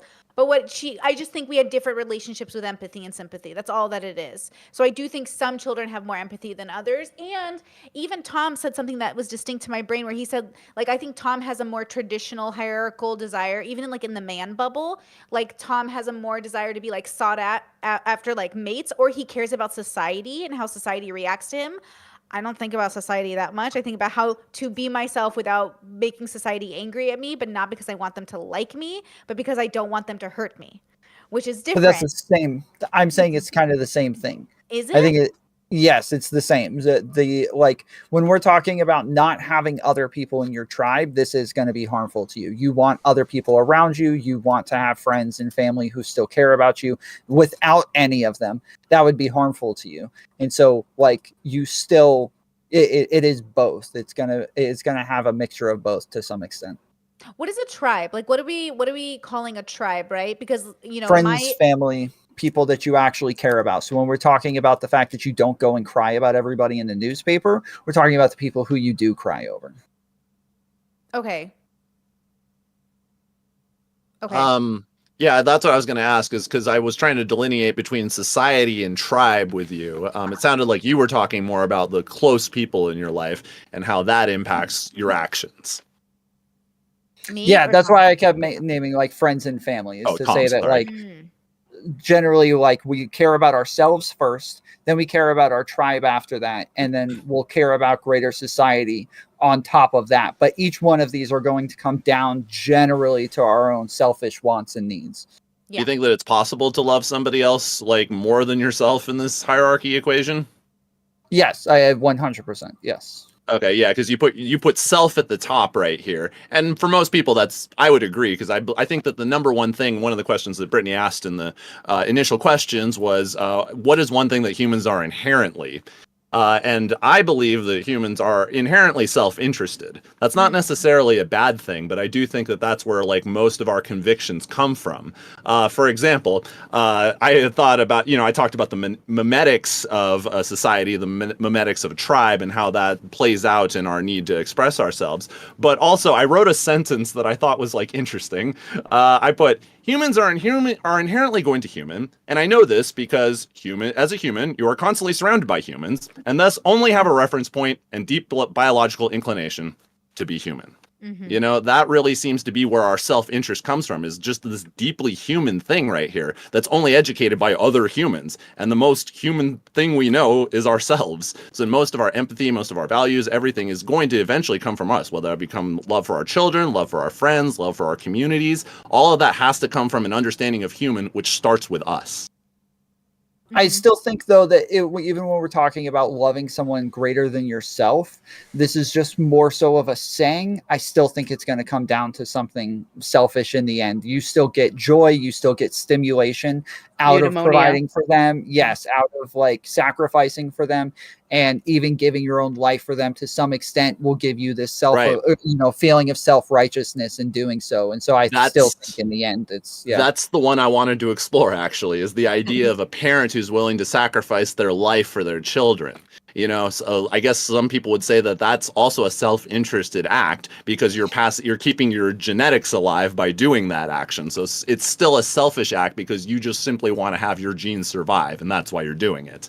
But even more So than genes, like I would say that it is my like Brittany's moral obligation through her values to like uphold her values, which means like my child has to be first, which is interesting because like even my dad recently said that to me. He goes, "I love you and your mom more than I even love myself," and I was like, "Yeah, but you only love us because we're a part of yourself." And like I get what he's saying though. He's saying like yes. I will give my life for both of you, and I'm saying I would love to give my life for you, but my dad wouldn't let me sacrifice my life for him. He'd be like, "What are you doing? Like I am the parent. Like I have an obligation, not just like, and it's not even like the scientist, like he's not thinking like genetics. He's thinking like I I am your father. Like my obligation is to protect and love you, Brittany." And so he's thinking about it almost like romantically. And I want to know how much like our idea around romance comes and plays into even our relationship with evil. Because I do think some people have like a romantic relationship with this, even this idea of evil, because it's such a fantasy. It's so far from for some of us.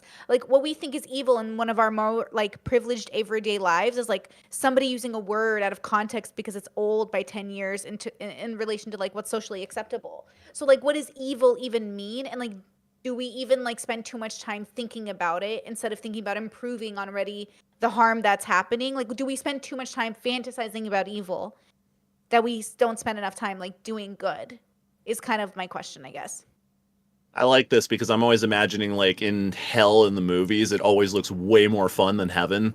You know, everybody's like True. dancing, doing drugs, partying, banging people. Like, you know, it's always like the fun place in movies because there is this flirty, fun kind of element that's mischievous and cool to evil. And why we as humans kind of have that inclination where it's like, ooh, being bad is kind of good. You know, like where does that feeling come from? I'm genuinely curious. Like, and I have my own theories, but I'd like to hear everybody else. Honestly, Competition. Well, I think it's partly because like the two, like evil and good define each other. They define and afford each other. You can't separate the two from each other. So there is an Yeah, but my element question of is, why good does and evil and evil evil seem and more fun? good. Competition. I think it's competition. Because like so like famous people like are all like mentally ill. Like there's like data and statistics on this. Like people that are famous personalities, people that we look up to, they're all like mentally ill. People that are like CEOs, like they all have like certain like messed up traits and stuff. And like I would fantasize. I remember being in high school. I would fantasize about like, I hope I become a sociopath. You know, I hope I become a sociopath. Then I'll be like one of the winners in society.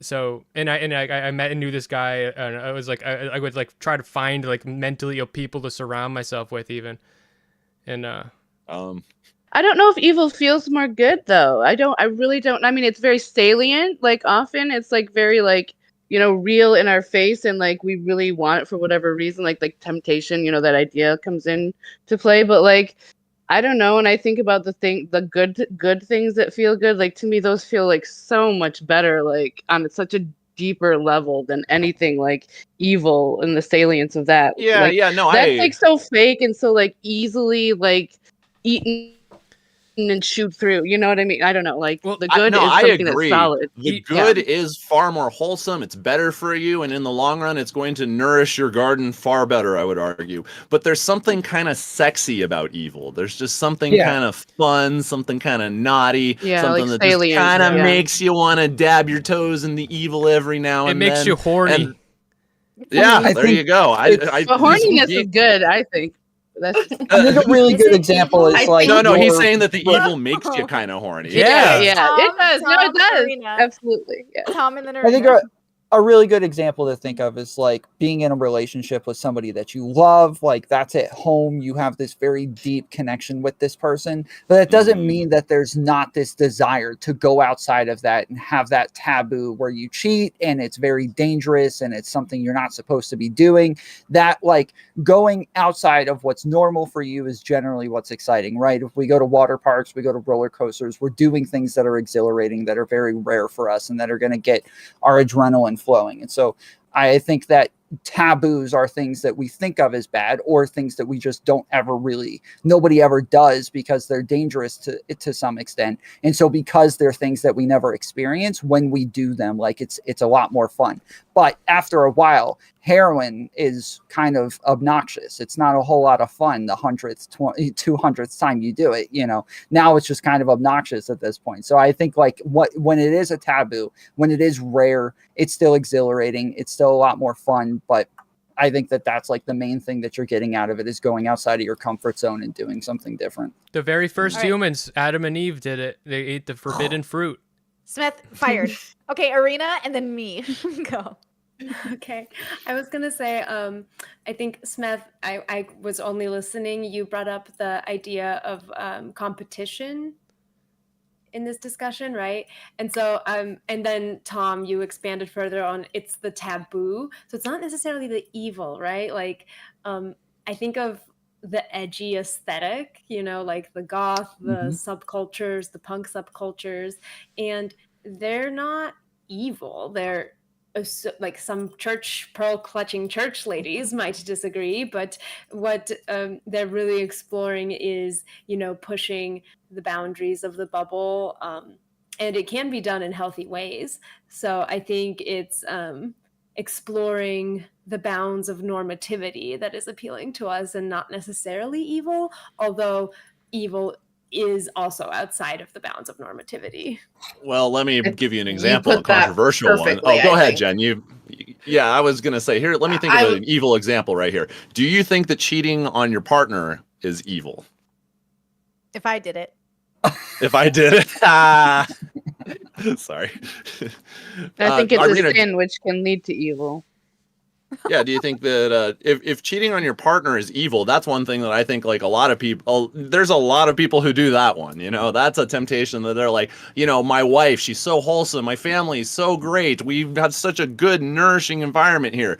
But oh my God, if I could just get a little bit of strange on the side. And there are two very different mentalities with the wife and the mistress, right? There's like the kind of sinful fun of the mistress versus the wholesome good of the wife, you know? So that would be one example that I could think of off the top of my head. Jen, did you have a thought you wanted to share? Just that I really was wanting to say something kind of similar to what Ari had brought up, that I think it's like novelty or like pushing the boundaries of what's accepted that we find sexy and appealing, not necessarily evil things, but things that are maybe just more uncommon. Okay. Okay. Wait, really fast, and then Smith. I'll go, and then you can go. I think about evil the way, like the people think of the Ring in Lord of the Rings, which is like this thing. Even though it's evil, I think I'm the one who can tame it. And then the temptation comes from the desire to like instill in the ego some sort of like godlike behavior. So then when we play with evil, we're really playing with temptation, and then we're like playing with our ego, which is why I think humility leads to joy. And when you have the right amount of humility, you deny evil and its temptations, and therefore you get the reward of joy. But so long as you like think you can master the ring, you can't master humility, so you can't master joy, and therefore evil leads to more harm than good. But evil is a part of nature, and so whether or not you engage with it is also a part of your desire of nature to be curious and to give into the ego. Which is why, again, when you have the gift of introspection on any degree, you can at least start the stepping stones of saying, well, hold up, bros. Like this thing that's so evil, what is it really going to give me? And if you can't think ahead, you're going to touch the stove and figure it out. Hopefully you're going to learn the lesson, right? Okay, so that's my thought. Smith, go. Okay, go there's on. two things. Okay, one like I'm getting mildly frustrated. Yeah, I'm getting pissed off at everybody that like when we, because of the word evil, it's kind of it's like we're all, every time each one of us uses it, we're all using it a little bit different, and I don't think we're gonna be able to fix that. But like I just wanted to say that. Do you want to define it? For me, it's something that I did that upsets me, that I don't like. Like that, you know. Like, I think all of us, for the most part, had the same definition. From what I understood, I felt like you were the one with the bit of a different one. well, if that's the case, well, that's why I'm pissed off. You know. Okay. Maybe. Anyway. I was gonna. Oh, sorry. Okay. Is there such a thing as an objectively evil action? If you ask me, yeah, but if you ask Brittany, yeah, and if you ask Tom, yeah, but I mean, I don't know about like objectively, like no, like I mean, how I feel. If I'm angry, I'm objectively angry, and if I objectively think something is evil, but I don't think evil in itself is an objective thing without a human. I mean, I think we're all basing these on, like, even the way that a lot of us defined it, we're based on subjective markers. Things like, you know, it being unimaginable, malicious, without empathy, like these sorts of things that aren't objective markers one way or the other anyways. So when in this conversation, like right now, when we're talking about being attracted to things that are evil, then what we are saying is we're attracted to the things that we ourselves think are wrong. Right? That's a philosophy question, right? Because like evil, you could argue, is anything that brings on an immense amount of harm or has intentional harm, or that deteriorates the soul, which sounds religious, deteriorates the goodness of the joy, or like, yes, we're putting like a definition on it based off our own perception of reality, right? If we're all in comas, there'd be no reality to perceive. So like, well, like you can have I a think definition broader of, than that, just real quick, I think broader than that, we would say taboos, that we're like attracted to taboos, evil, or like bad things or evil things happen to be taboos as well. But not all things that are taboo are necessarily evil. Well, no, I think they all are evil if you actually believe in the taboo. Like, so I think a 14-year-old doesn't have a philosophical, usually like a deep philosophical understanding or conception of these things, but they will perceive things as evil, and those will be things that they just think are wrong because they're told basically that it was wrong, and they're like, okay, I'm not supposed to be, I'm not supposed to, like, I'm not supposed to go out and like I think like a small child is gonna like start like freaking out if you start doing adult things around them, like so like they've been like coached that when if adults starts doing this, you're not supposed that's no, you're not supposed to be okay with that, and stranger danger, and if you start doing that, they're gonna be like, this is wrong, this is wrong. It's not, they're not having a philosophical discussion about it, they just know that that's wrong because they're told and they believe it. Well, that's most people. I would argue it doesn't have to do with children, but like, Yeah, okay, sure. but like, what is wrong and what is evil are two different things. But before, Arena, do you want to get in on this, or did you? Well, I had something to say. Okay, I was gonna say, I think the variety or the kind of changing of the definition is when we're talking about evil as an act versus evil as a human, right? Because like I think a human who cheats or cheated isn't necessarily evil, but then the act of cheating is bad. See? We had this a Yeah. little bit in our Discord conversation where I always differentiate, and this is a non-human example, but I always differentiate if I have a kitty who's being bad, right? I'll tell them, you're not a bad kitty, but that was a bad kitty behavior. And I think the same can be done for humans, right? Like a human could participate in an evil activity, but that might not necessarily make them an evil person on the whole. Yeah, that like goes doing right along something with like what I racist was or gonna say. being a Wait, racist. Yeah. Sorry. okay, Go ahead. Harmony, go ahead. Oh yeah, nope, thank you. Sorry, it just goes along with what I was going to say. Like I think that evil is a process. It's not like a thing. It's not a human. It's a process that we participate in. It's a parasitic process on the good. That's adaptation. So it's like getting into the machinery of our adaptation. We get into these feedback loop patterns with behaviors, and they get into this kind of like narrowing where it's like are like and again addiction comes to mind as an addict myself, like you get into this like narrowing relationship with the thing where that's the only thing that's salient to you and your world becomes like very small. And so it's like it didn't start as an evil thing, but eventually it's like the pattern that you get into it has like such salience to your life that it's the only thing, that process, that's what evil is. It's the process. It's not like Would you say it's a the relationship? Like evil is yeah a relationship. Like it doesn't exist yeah on its own. It only exists in a relationship to something, whether it's yeah like it's animals or us. participatory. Yeah, Yeah, it's participatory. Exactly. participatory learning of lack of agency. Exactly. Which begs the question now, because a lot of us, like in the debate space, like you guys are arguing prescriptions, you're arguing like people should or ought to go in a direction. And that's, the idea is hopefully to get away from evil, but then evil is a relationship you're having. So if no one was engaging in evil, where would it come from? And then if it comes from engagement, how do we mitigate engagement? And then if it's, that's that's the way my brain works it out, is like, what is evil, right? And again, like, if it's a relationship someone's having with something, and I think of evil as like, again, it's such a strange thing, because I think there's evil in animal kingdoms and in the animal like dog and cat kingdom and ours, but it's not evil in the same way. Like it's evil in a sense because it's so beyond, like it's so far from joy. That's how I would look at it. Anything furthest from joy is more evil or bad. But like, what is joy? Joy is like harmony and peace. Like if you go biblical, they'll say like Adam and Eve, before they ate the apple, like the animals walked amongst Adam, and he was friends with the animals, and the animals, they weren't attacking each other, they weren't eating Adam. You know what I mean?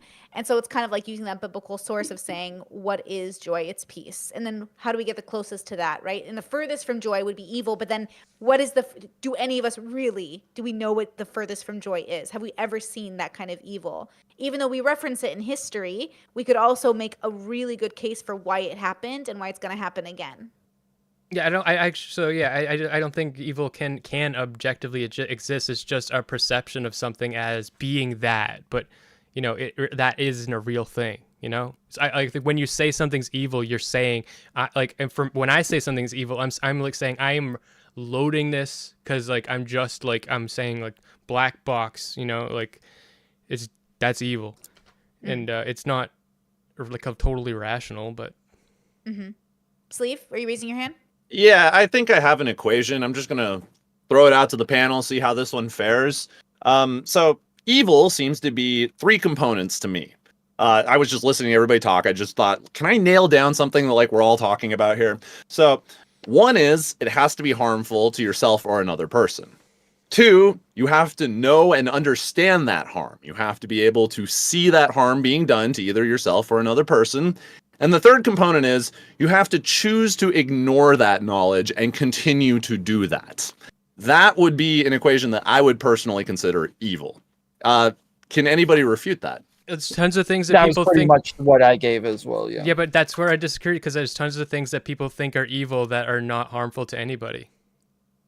Well, if you know that somebody is being harmed, let's say it was even just like I said the word blue psychologically harmed that person. I wouldn't know unless they told me, right? So if they told me, hey, when you say that word, it causes me deep psychological harm, like I could continue to be like, all right, Sure. blue, blue, blue, blue, blue, until they started to feel anguish over that fact. I think that that would be a bad action in that case, because you Bad are or choosing evil? to do something that would hurt them. Well, yeah, that's the thing. Is it truly evil, though? Because I think, like you said, it's a sliding scale. I think it's Yeah. bad on one end and evil all the way on the other one. I'm reticent to call that one evil, but it is bad, I would say. It's interesting though, because now that I'm married, I live with a person and we both have like weird neurodivergent habits. And if we tell each other like, oh, just so you know, when you do X action, X things happens to me. And I would appreciate it if like you wouldn't do this around me or something like that. And then I went and heard that and went, do it anyways, do it anyways, do it anyways. Do it. Eventually, like that would be just like evil in my brain, because I'm telling the person that is like my soulmate, the person that I told that I would like do life with, hey, thank you for choosing to do life with me. I'm gonna torture you for the rest of your life. Like what? Yeah, Like it how? harms. Yeah. You know the harm, and you are Mhm. choosing to partake in the harm Right. anyways. Like Right that now, seems to be the equation. and And that, in this example, it's somebody who you have made a commitment to love exactly, and protect and cherish and exactly. respect and all these things. Exactly. And so what's interesting though is like, when pride comes in though, and someone goes like, it's not that big of a deal. Like, why can't you just take a joke? It's like, okay, are you having the cognitive dissonance, or is your fear coming in? Are you now not evil, but you're bad because you're having a cognitive dissonance with the information? Because it feels like I am processing it, saying it, consenting to it, and then I'm breaking the consent boundary, which tells me the fault is on me. But if I'm dealing with like a parent who goes, oh, what do you mean you have borderline personality disorder? You're saying I wasn't a good parent? And I'm saying, well, it could have been better. And they're saying, oh, what does that mean? They double down, they get defensive. A part of me is like, Right. you're not evil, dude, but you're being like, you're kind of like a bad parent, but also you're a Yeah, great parent, but also but the part of that is also the understanding of the harm once again, because they might not believe in the harm. They might say like, what are true, you talking about? true. That's not harm. Are you crazy? And in that case, I don't necessarily think that that person's evil because they don't have the knowledge that they are harming someone because they Mm-hmm. don't think that's harm.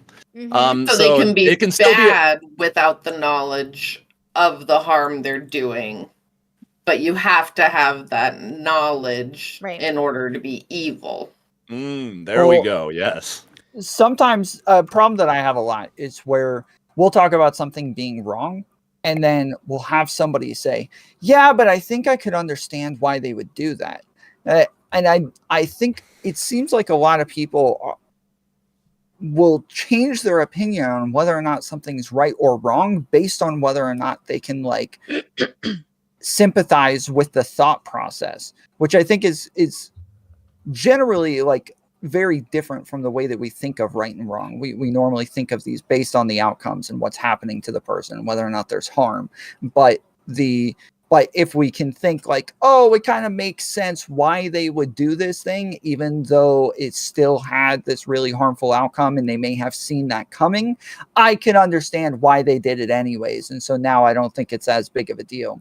And I have trouble weighing those two against each other because I don't think they're the same thing. I don't think I can say something is now moral or not immoral just because I can understand your thought process. But it doesn't mean that it's totally useless, right? I think probably people with BPD probably run into this all the time, where like a lot of times they'll do something wrong, they'll hurt somebody, but then afterwards people will be like, oh, but they have BPD, you know? So like kind of makes sense. And it's like, okay, if it makes sense, which one are we weighing above the other? And like, does this actually change anything for us? Like, is it now because they have a mental illness and we can understand maybe why they did this more so now? Does this like change the outcome in any way? It seems like it's still bad, but you're at least able to put context on bad in that regard. You're able to be like, all right, well, that was a bad thing, but bad things happen. And so therefore that's something that I have to adapt to. As a matter of fact, I would say that's a non-maladaptive thing. That's an adaptive thing to be able to understand the imperfect nature of our world, but that still makes it a bad action. I don't think like if somebody takes $20 out of my bag when it's sitting like on a chair at the coffee shop or whatever, it's bad that they took money out of my purse. I get why they did it. Whether they're like, well, I haven't eaten in 3 days, you know. Okay, well, I get that, but I wrote this example down. Bad. Yeah. It was pretty common with like BLM rioters as well, right? Like their buildings are burning down, places are getting looted, and then a lot of people turn around and say like, yeah, but come on, like look at their conditions. Like of course they're going to do that. It's like, but does that that doesn't make it not bad though? Exactly. Just because you can empathize with it. Hamas. I mean that's kind of what I was thinking of as well. Yeah. Well, that's the conundrum, right? Is like, again, I think we have to radically accept, understand, and then problem solve. But I think what we often do is like see something, react to something, problem solve without ever understanding why they got there. Because, quote, it's never like it's impossible to think how they get here. They must just be evil. They must just be bad. They must just be animals. They must be inhumane. They must it's almost like monsters. We separate them from us as if we're not capable of doing these things, as if evil doesn't have access to us, right? Smeth, is your hand up? Yeah, well, yeah, actually, because okay, so that's why I'm moving back. So I think humans are evil. I think we have to define humans as evil, because if we are going to define any action as evil, then what we are doing is we're putting people in a separate category from ourselves, and we have to define ourselves as evil to have empathy for people and to have that process. No, we have access to evil in meaning we have the ability to do evil, but it doesn't mean we always have to engage in evil. Just like we have the access to good or to do good. So it doesn't mean we're evil, and it's not inherently evil. I think you can't fight it. Okay, I see what you're saying. You can't fight you're it. Saying, I'm just teasing. I'm just teasing you. I'm saying that like I do bad things to some degree, and some people do things that are way more bad than me, and those people freak me out. But in order for us to have an appropriate response to them that go by my values, the way I want the world to be, then I think that we shouldn't just say they're completely separate from me. I'm good and they're evil. Like we have to be able to see ourselves as evil for us to be able to see them as evil and be okay with it. Okay, I would say people who engage in war are closer to evil than good, but they could have a good reason for engaging what they perceive as an action leading to what I would call evil. So I would say I'm more lenient on people with ideology who do bad, closer to evil, than people who have no ideology and no values and are not even doing it for what I would call a good reason. Though those people are even more interestingly scary, because I'm like, wait, you didn't even have an ideology telling you to do it? You just did it? That seems even more unhinged in a way, right? So even I was going to ask you about that a little bit ago, actually, because you said something about like introspecting versus evil, and I was going to ask you if you believe in like morally lucky people and what you think about them. What would that be? What is a morally lucky person? Morally lucky person is somebody who's kind of raised with all the right, like knowing what all the right outcomes are supposed to be. They know what they're supposed to do. They know what not to do. And they're they are very good at doing these things, but they can't tell you why. They couldn't explain it to you. They don't necessarily have the tools to like dig into it. And that's, I think I know where you're coming. I know where you're coming from. I know where Tom's coming from. This is the Calvin and Hobbes question. That's why I was laughing. Calvin and go ahead. Yeah, I was just gonna say Calvin in one thing is contemplating like, all right, so as I'm a kid who's like more inclined to do naughty things, which would make me lose presents. So if I do something that's good, does that make it more good than somebody who is naturally inclined to do good things all the time? Like, as a goody two shoes, does he get like the same amount of presents that I get for doing a good act as a bad kid compared to him who's a naturally good kid who just naturally wants to do virtuous things? So I guess it's just like, if you're naturally inclined to be virtuous, does that count for more? Or does it count for less because it just comes easier for you? I think, is that kind of what you're getting at? Yeah, kind of. Yeah. Is that like it was because she was talking about introspection. And I think that you have to understand like what it is that is making things good or bad in order to introspect on what it is that you're doing and what you want to do in the future and how you would want to change your behavior. But if you don't actually like contemplate what makes things right and wrong, you just happen to have been raised to where you have a pattern of behavior. You just do these things, but you're not actually considering the aspects that make them right or wrong, which again, I think is probably most people. I don't think people like us are sitting around having philosophical conversations and just brainstorming with a ton of people. I think that they don't go sit around with their friends and drink wine and talk about Hobbes and Locke and all of these other people. They probably don't consider most of these things most of the time. Well, my instinct is to say that it's a part of both of you, I guess, like Sleeves, like inherent, saying kids have inherent, like maybe empathy or some on spectrum have some goodness within them. So they naturally have an inclination. And then Tom's being raised in the bubble that gives them the closest to making peace because most people are relatively good. Like most people are not violent. Like we're doing pretty good as a species, right? Like it's pretty safe for most people around most parts of the world, quotation marks. So we're doing pretty good, like in general. So I would say it's probably those things. I think some people get lucky in a sense because they're given more tools to be introspective faster or in a more efficient manner than somebody else. But then the irony is like if you're born into a rough enough situation, it might force you into introspection faster than the privileged kid. So the irony is like it's just really up to the individual consciousness and their relationship to the information around them and how they process it. So some people are just, I think it's a mixture of like biology, nature versus nurture. It's like a little bit of a mix of both of those, I think. So I did that answer your question, Tom? I think so. Yeah. I think it's just like a baffling concept because when I try to picture this person, they feel like they failed to individuate as a person somehow, and like their existence seems immoral to me. Like they are latched onto someone else who actually has opinions, and they just believe whatever the other person tells them at all times. I mean, I think it's more so that they know what will make it to where people won't engage with them. Like this is why I say that like the stigmas are important. The red flags are all that matter in the end, is because lots of people can't tell you why they're not going to misgender a trans person anymore. They can't explain gender. They can't talk about gender dysphoria. They don't They're just understand the afraid of outcomes getting here. They're lashed not out looking at at. studies.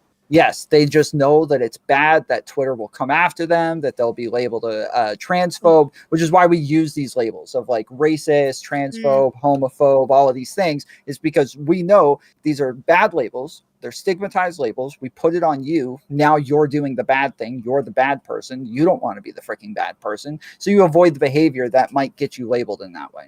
But I think that's a lack of introspection on society's part.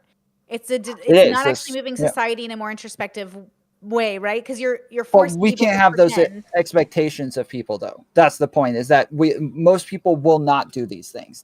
Most people will Because never do these things. we literally don't encourage it. Like we have an Yeah. anti-introspective like narrative in the world because we want to simplify everything, which is fine. So it's natural. But part of our progression is this. Like if you think you're one of the people that introspect, then we are the ones who can pass that along if we want. You don't have to, of course. But like if you are going to pass it along, and I have that faith in humanity, I think humanity is going in a more introspective way all the time because we're given more tools and opportunities to do it. But I also think people of the past were very introspective just in their own way with their own tools.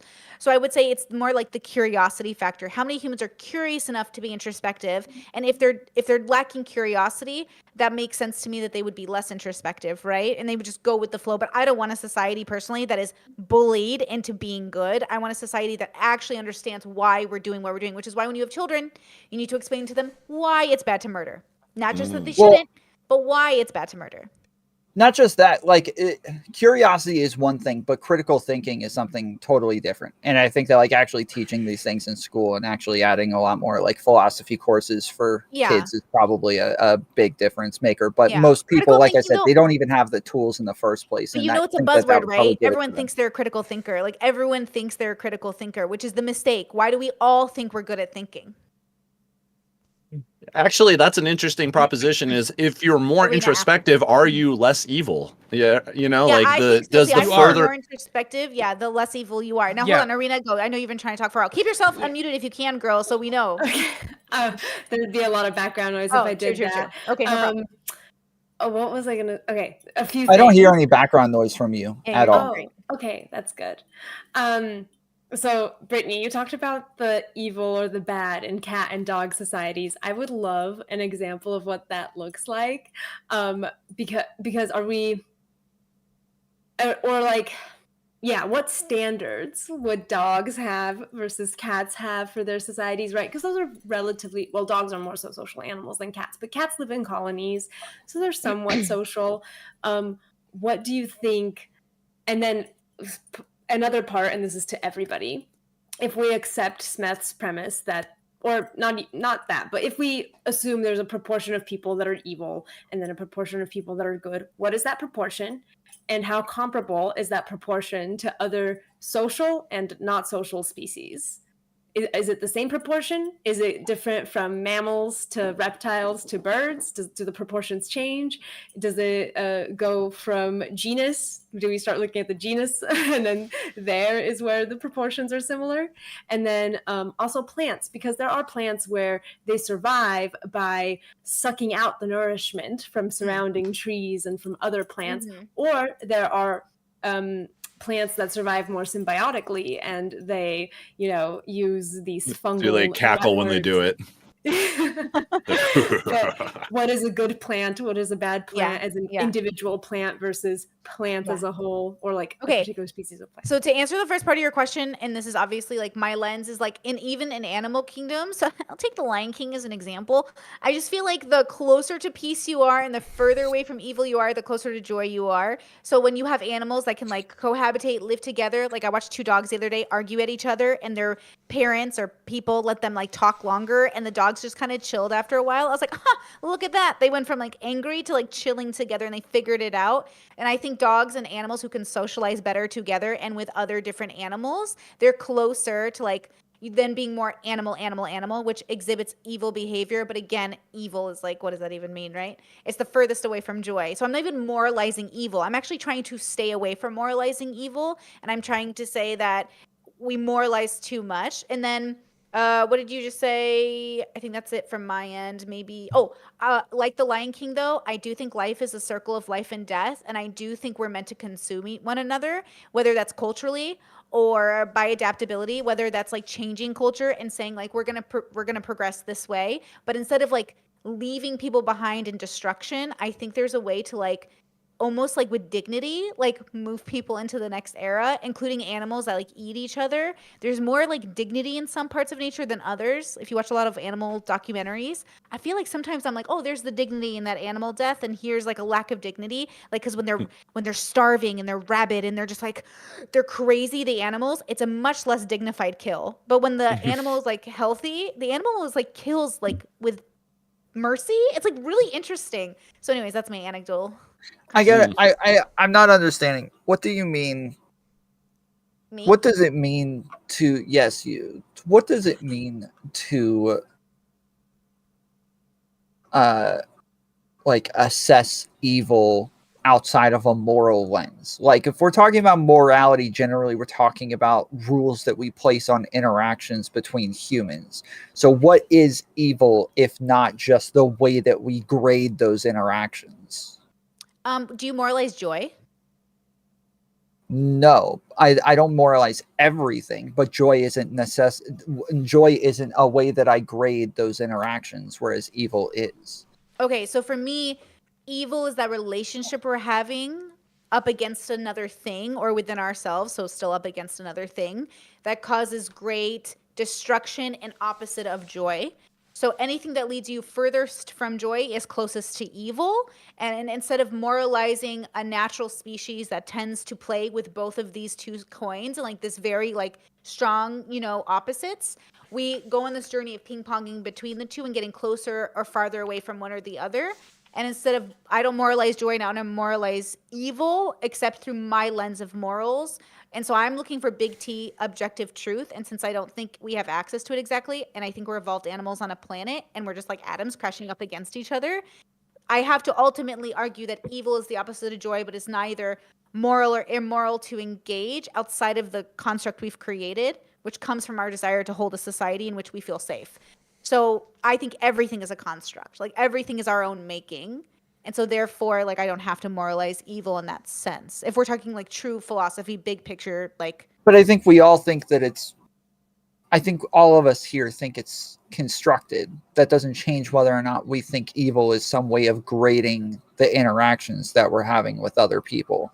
I think on like a macro, like I am looking at it in that way and I can't moralize it. I could only go down to the micro, which is like our individual lives and our societies, and then I can moralize it. But I can't But what does moralize that it. mean? That's my point. Is it I feel like just based on definition, it is inherently moral. Like definitionally, we are talking about morality no matter what. And I feel like maybe you're saying like remove emotions from the way you're thinking about it or More something. like I don't moralize a tornado hitting a town and killing 1,000 people because a tornado is part of nature, and I think we're a part of nature. So when we do things, it is our nature. So when we are evil, we are acting within our nature of dealing with temptation, dealing with our own Sure. like consciousness. So I'm trying to say that in order to radically accept it, I must also accept that I am capable of this nature because it is within me. Going back to what Smeth was saying. So we all have this ability, and then I can say down to the micro, Brittany's perceived values would say, okay, this is what I would call evil, and I could moralize it in that context. So I'm saying both are true at the same time. Okay. I'm not understanding. It sounds like you're saying I want to look at 5 outside of a like a numerological. Yeah. Numerological. I don't want to. Yes, numerological lens. So what maybe and another I way just to say it is like yeah, the actions that we call evil. So like evil is actually a construct, right? Like we're labeling certain actions as evil. So those actions, we don't have to moralize them as evil in order to say that they're bad, if that makes sense. sure. But once we call them evil, we are moralizing. We it, is are my point. moralizing And it. so she's Yeah. saying, So let's Brittany's language look is at just limited, evil. but I think she's I Okay, think so you're at saying least, the yeah. actions that we would call evil, but we're not going to moralize it. Is that I would say like, okay, in a very like, again, maybe I'm being too metaphysical or spiritual here, but like if we are in nature like a tornado is nature, then you can't moralize us. But you can only moralize us through our perception. So it's only when we recognize we even exist in the first place and we can cause harm, then we sure? can moralize it. My question is, are we talking about the actions or the concept of evil? Because you said I want to look at evil without moralizing it. And I'm asking, are you looking at actions we would call evil and just not moralize the actions? Or are you saying the concept of evilness, I don't want to moralize that? I think I'm open to a discussion. So I'm trying to say like for me, in order to radically actually understand that on the micro things could be evil, I have to first accept that they aren't moralized naturally. They're only moralized through our perception. And then we can have a discussion about what is evil on the micro. But I think for, especially like as I hope to have these panels, I hope to introduce this idea that like we're always just thinking like this. And I want us to consider this in order to like optimize this. Okay. Well, so I think I agree with what was a maiden monster? Harmony, yeah, maiden monster. Harmony. Yeah, harmony is like, yes, if you're talking about the actions in of themselves, things that we would call evil, but just talking about the actions, that makes total sense. But if we're talking about the concept of evil outside of a moral lens, I think like definitionally it's like impossible. I just wanted to specify, I do think I think about this slightly different than everybody else on the panel. Me too. You said I think that most people think about this like non-inherently. I do believe that it is like pretty inherent. But one of Brittany's questions was, do you think that when we're talking about me, we're talking about all humans or just yourself? And I do think that like my viewpoint on empathy and how we view empathy towards each other might have been a little overinflated. I used to think personally, yeah, a lot of people probably see the things that I do, where if you punch someone, you understand that harm even as a child. But it sounds like on this panel, a lot of people disagree with me on that one. So that's where I have to differentiate like how I would perceive this type of thing. I don't see it as separate from inherent empathetic response. So, it's been interesting to hear other people's viewpoints on that. I will connect it to an empathetic response, but I don't think the empathetic response is inherent, but still an empathetic response. I don't see morality as something that for me can apply to something like The Lion King, because for me the question of morality all comes down to there's only two answers that are possible for me that I'm okay with, and that's are humans evil or are humans good? And I'm not comfortable saying some humans are evil and some humans are good, so for me to like cross species, like some plants are like leeching the life off of other plants and stuff. I mean, for every species, either all of the members of that species are evil or all of them are good. It's probably good. The only reason to think that all of your species is evil is to be self-critical. And if you don't have that, only humans have that capacity. So it really doesn't mean anything for anything but a human. Well, octopi and whales might have that capacity. We don't know. There's other animals that maybe whales. I'll fight you on the octopi one, but yeah. Yeah, whales. Haven't you seen my octopus teacher, man? Come on. Social animals. So yeah, they're like. Have you guys ever seen documentaries on ants and termites? It's like it's amazing to watch these things and think somehow they are not individuals whatsoever. Like in any way whatsoever, they are not individuals. They are all just part of this greater thing at all times. They like literally will just go and sacrifice themselves and kill themselves, not out of any selfish reasoning like we were talking about before, where like, you want to feel that joy, you want to feel elated, you want to feel righteous in giving your life up for your kids or your wife or something. It's just told to do it, and it just goes and does it, and that's the end of it. And I think that as humans, we're trying to like get away from the individual as much as possible and take more and more people into consideration and get people to act as though they are part of a colony. They are part of a society. They do need to take others into consideration consistently in the way that they act. And we're just evolving more and more into being less of an individual. That's interesting, because in this week's podcast, I don't know if you watched it, I mentioned ants, and I said, do we look at them as individuals or not? That's interesting you brought that up. Oh, yeah, no. But they are definitely not individuals. In death, they become an individual because ants bury their dead. And they kick them like out Fight of the Club. nest. They like ostracize them. It's interesting. I do consider them to be an individual consciousness, every ant. Yeah, you said plants are conscious, that immediately I'm like, oh god. They've been doing research on it. They say like there's real research. There's books written on it. It's really interesting. Yeah, and but again, when you do that, you're defining consciousness different from the way I define consciousness.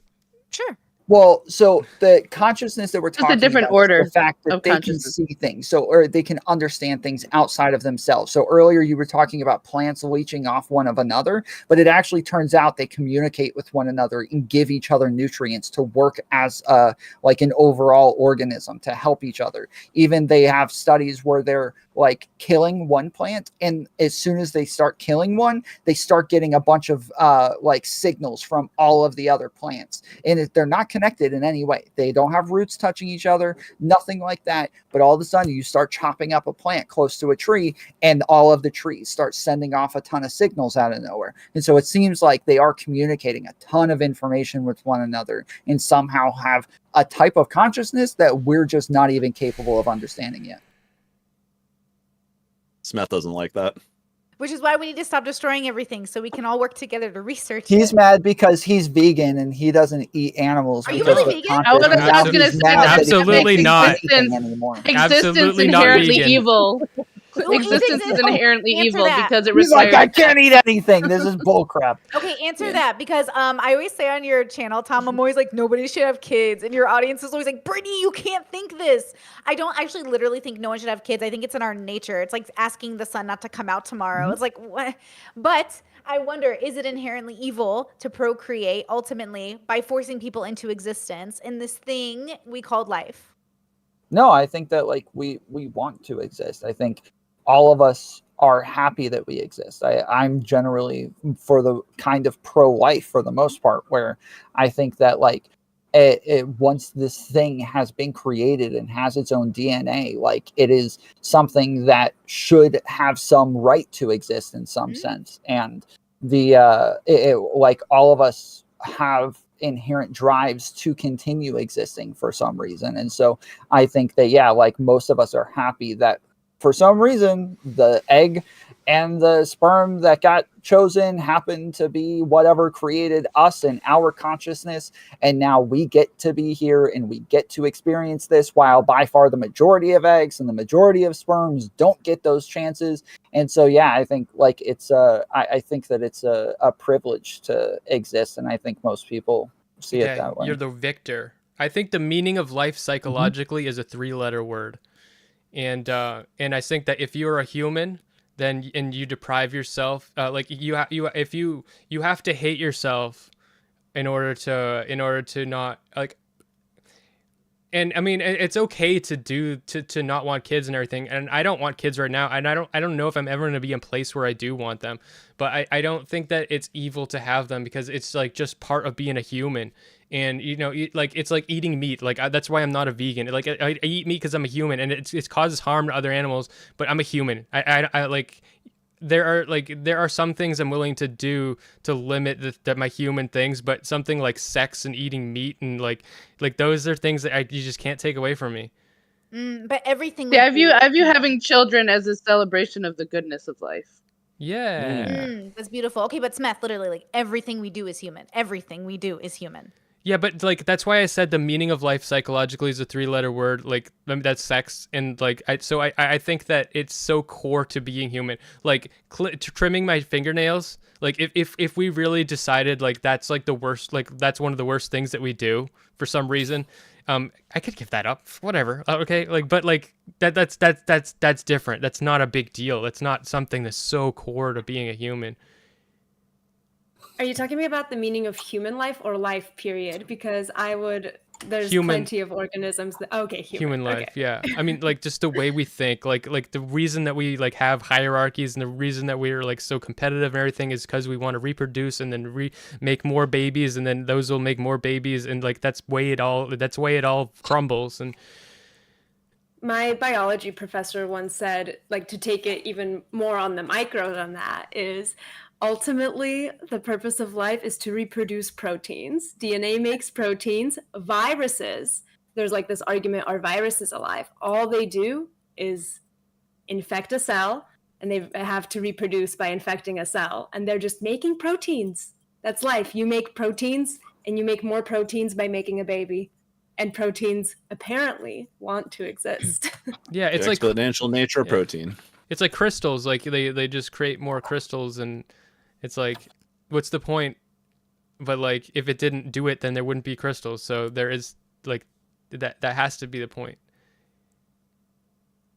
Now, I'm curious, did anyone come into this discussion with like a hope that we would discuss a certain thing in mind? Did anyone like have an idea of what they were going to get out of it or what they wanted to explore in it? I had no idea. I was hoping to get the W.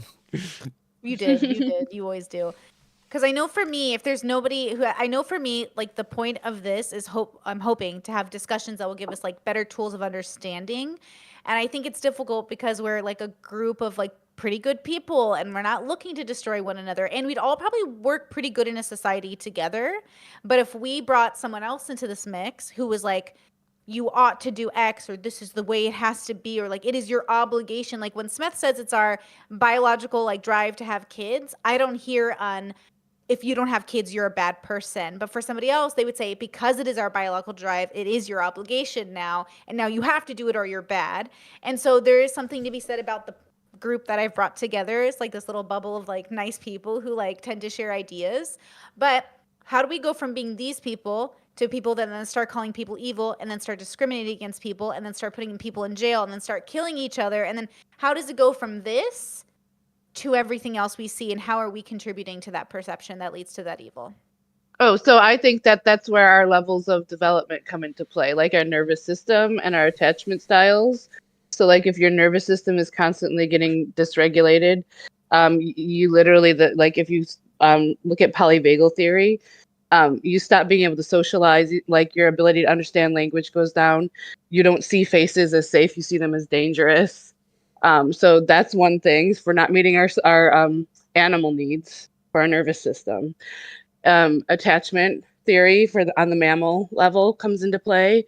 If you have bad parents, you know, you have anxious or avoidant attachments or disinterested, you know, there's attachments that will affect you later in life when it comes to like being in relationships. And then you think of like domestic violence and like the violence that happens because of misunderstandings because of attachment. And then you go to the monkey level, social things come into play, and you don't meet those needs on those levels, then they become maladaptive. And that's, I think, where you get people who are hyper individualistic, but to like a narrowing degree, maybe not like a degree that affords them, like gives them affordances. Anyway, so I think that like it just comes to like taking care of your different adaptive needs on each of your levels of existence as a person, a human. I think that it's part of human evolution to get to the point where we have to have rules on our interactions. We have to create rules on how we know most humans want to be treated and how most people want us to engage with them. And so we have to like build more and more constructs and evolve more and more to get to the point where we're trying to create as many people or where we're able to make a place where as many people can be as happy as possible and can strive as much as possible. And sometimes that means, like putting people in jail, locking them up, stigmatizing the few who are doing the bad things. And over time, those things become less and less common. 100 years ago, it was super common for everybody to be racist, but we came up with terms like racist and started using those to label people and stigmatize actions so that those kids who grew up during those times knew not to do those things. They raised their kids not to do those things. They raised their kids not to do those things. And we just kind of, what do you call it? Like socially engineered that sort of behavior out of society more and more to where we get to better places more and more. I think that the way that we can infect people with our thoughtfulness so that they are not people that will label other people as evil, which I think is the effect of what Tom is saying. I think you're going to make people dumber with that attitude. Like if you want to herd people like cattle, you're going to have a society of cattle. And I think if you want to have a society of cattle, I don't want that. And I think that if you want to infect people with thoughtfulness, then what you have to do is bravery. And you have to be brave, and you have to stand up to mob mentality. You have to stand up to the crowd. You have to be willing to say things that are gonna like piss people off and get you ostracized. And then go to war with the North. And then roll in the money from all the haters. I don't know if you got that one. I'm saying like so when we're trying to get rid of slavery now, okay, well, we're not going to deal with your mob mentality trying to get rid of slavery. We're going to war with you guys. We want our states' rights.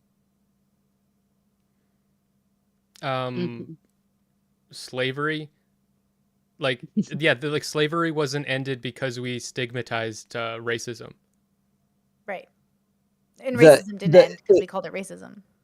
slavery at the point when we went to war was very unpopular in large parts of the country and still fairly popular in other parts of the country. There's reasons for that. This is like ingrained in them from early ages. It's part of their cultural norms. It's like things that they grew up with their entire lives that they knew nothing other than. And then all of a sudden people are trying to take that away from them. It's part of their values. It's as individuals, they've decided that this is okay, and other individuals decided that it's not okay. But some group of individuals was trying to think of more people than just themselves. They were trying to think of more people than just the white people, and trying to think of a better society than just that. And so yes, like part of the stigma, there were times when across the entire world slavery was perfectly fine and nobody thought anything of it. The only reason that those ideas were ever stigmatized and ever went away is because people were fighting against it, coming up with better ideas and stigmatizing the bad ones. We know. I think it's because we made it illegal, and then we still were very racist, and we still still Why did we discriminated. make it illegal, We made Smith? it. I don't know, because people, for one, some people didn't like it, and also for economic reasons, and it was convenient, and there was disagreement, and the people that won were the people that didn't want slavery. But Yeah. we didn't make the people that wanted slavery stop wanting slavery by stigmatizing it. We made it by like literally Right. changing the law. And Right. I don't think it actually stopped them from being racist or anything. We just like literally physically like stopped them from doing anything. So Yeah, there are So people even nowadays who say that, slavery and the war on slavery was like an economic thing. It wasn't like because we all inherently realized that slavery was bad. it's to an extent, it's both. It's not one or the other. Like it went away at a much faster rate because of the laws. But even today, we can see very fast change with transphobia and homophobia. And it's not because we made it illegal. It's because we actually are seeing social change based on stigmatization of bad ideas and of harmful ideas.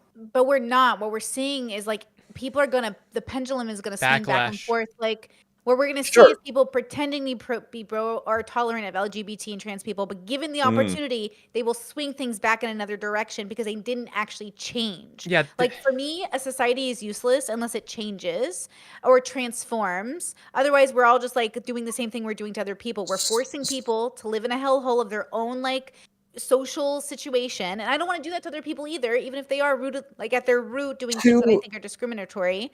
to an extent, you're right. But those kids, again, who are growing up now, are Yeah, growing up in a society where it is like they can't do these things out in the open. And right. they are growing up in a society where it's just ingrained in them early on. They are socialized very differently than their parents were. And Sure. so now they're growing up and they'll raise their kids with it being even more stigmatized and even more of a bad thing, and it will just become less and less over time. And this is how we've seen social change take over for tons of different things. But this is Morals, a bubble all. phenomenon here. This is an absolute Mhm. bubble phenomenon because where you're saying that there's social stigma that would prevent people from acting like this, I would argue that there's also social stigma, depending on where you are, to act the opposite. If you are LGBT, then your parents might and your society might come out harshly against that and look at that Mhm. as a maladaptive behavior. So I But don't that think was that the it's just like a norm. one-way push. It's absolutely like a fragmented idea that like has two very real sides to it.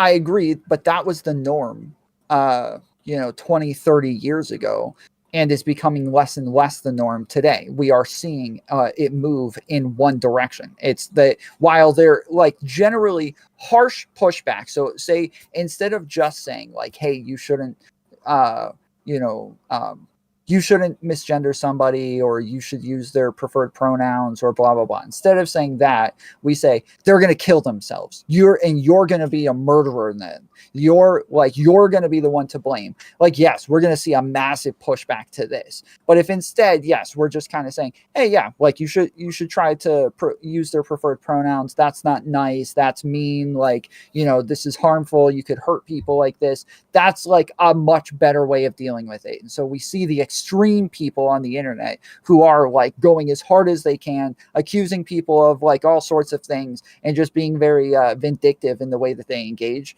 And yeah, we're always going to see a pushback to that, but there is like a good process to get social change and to move in a single direction. I'm Yeah, I going. feel like Hold on. There's a history. What you're talking about is basically populism, and for the entire history of populism, ever since the first time it reared its ugly head, the French Revolution, it has always achieved extremely dramatically opposite effects to what it actually sets out to do. It always causes massive harm in the wrong direction.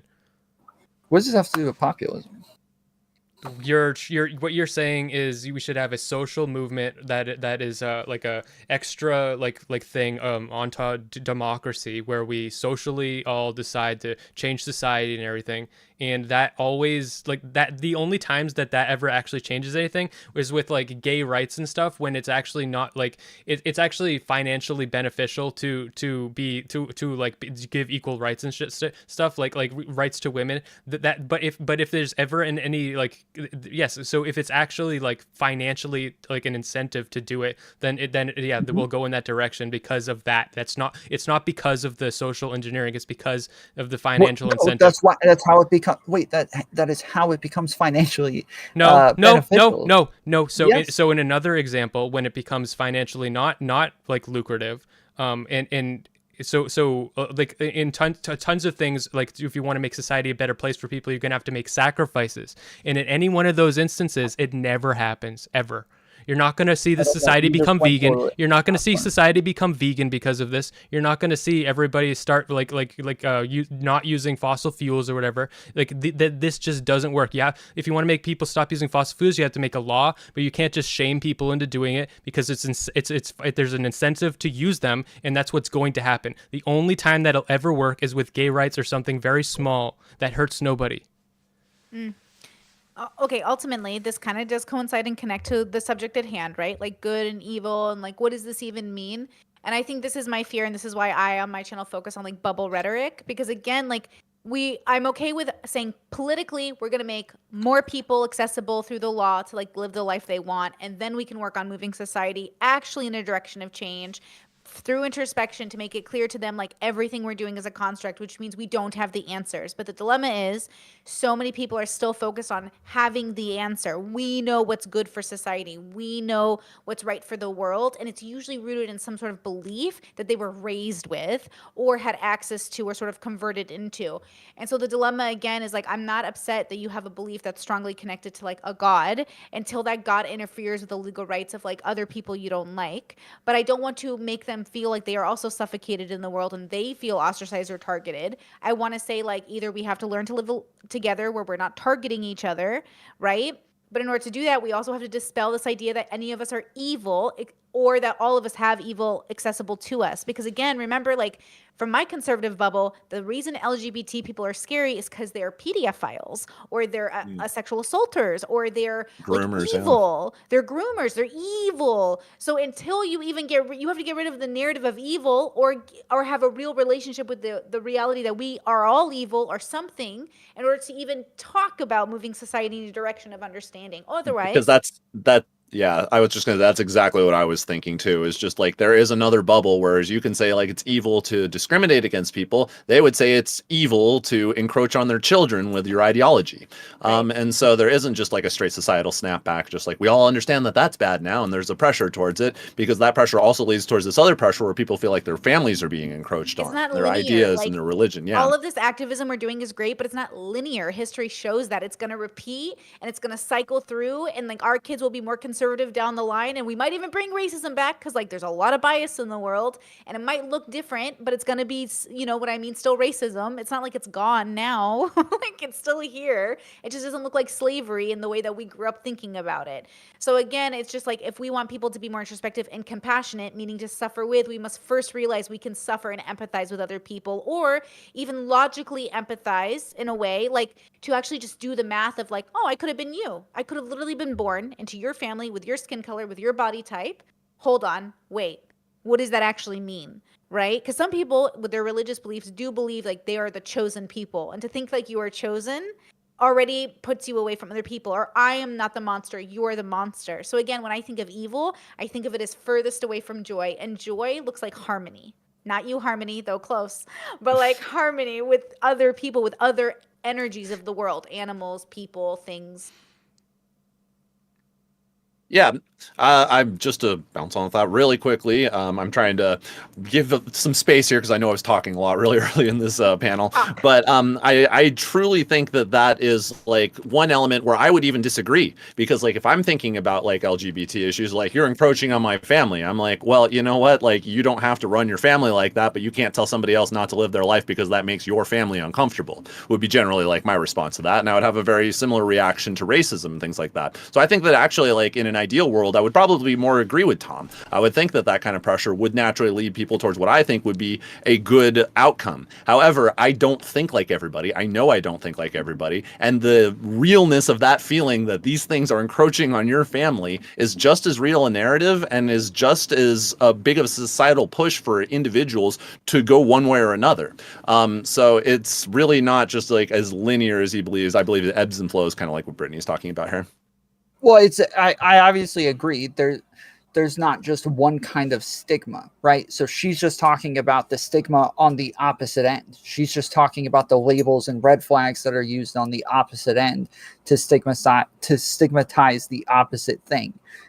There's a reason that initially you're trying to destigmatize trans people and then stigmatize the discrimination of them, because another group before them stigmatized that group and made them a red flag in the first place. And so, but you use the example of labels. Tactic used. Yes, I'm saying the example of labels, like calling someone flags, transphobe, is going to push society in the right direction. That's what I mean by red But I would flag, argue that saying labels. calling people like groomers isn't pushing society in the right direction. This warfare can go both ways. Oh, I'm and not just saying as it's effectively. necessarily pushing things in the right direction. I'm saying that this is how we move society one way or the other. I'm not saying that it always moves in the right direction. Obviously, that's okay. What I was hearing is that this is many times.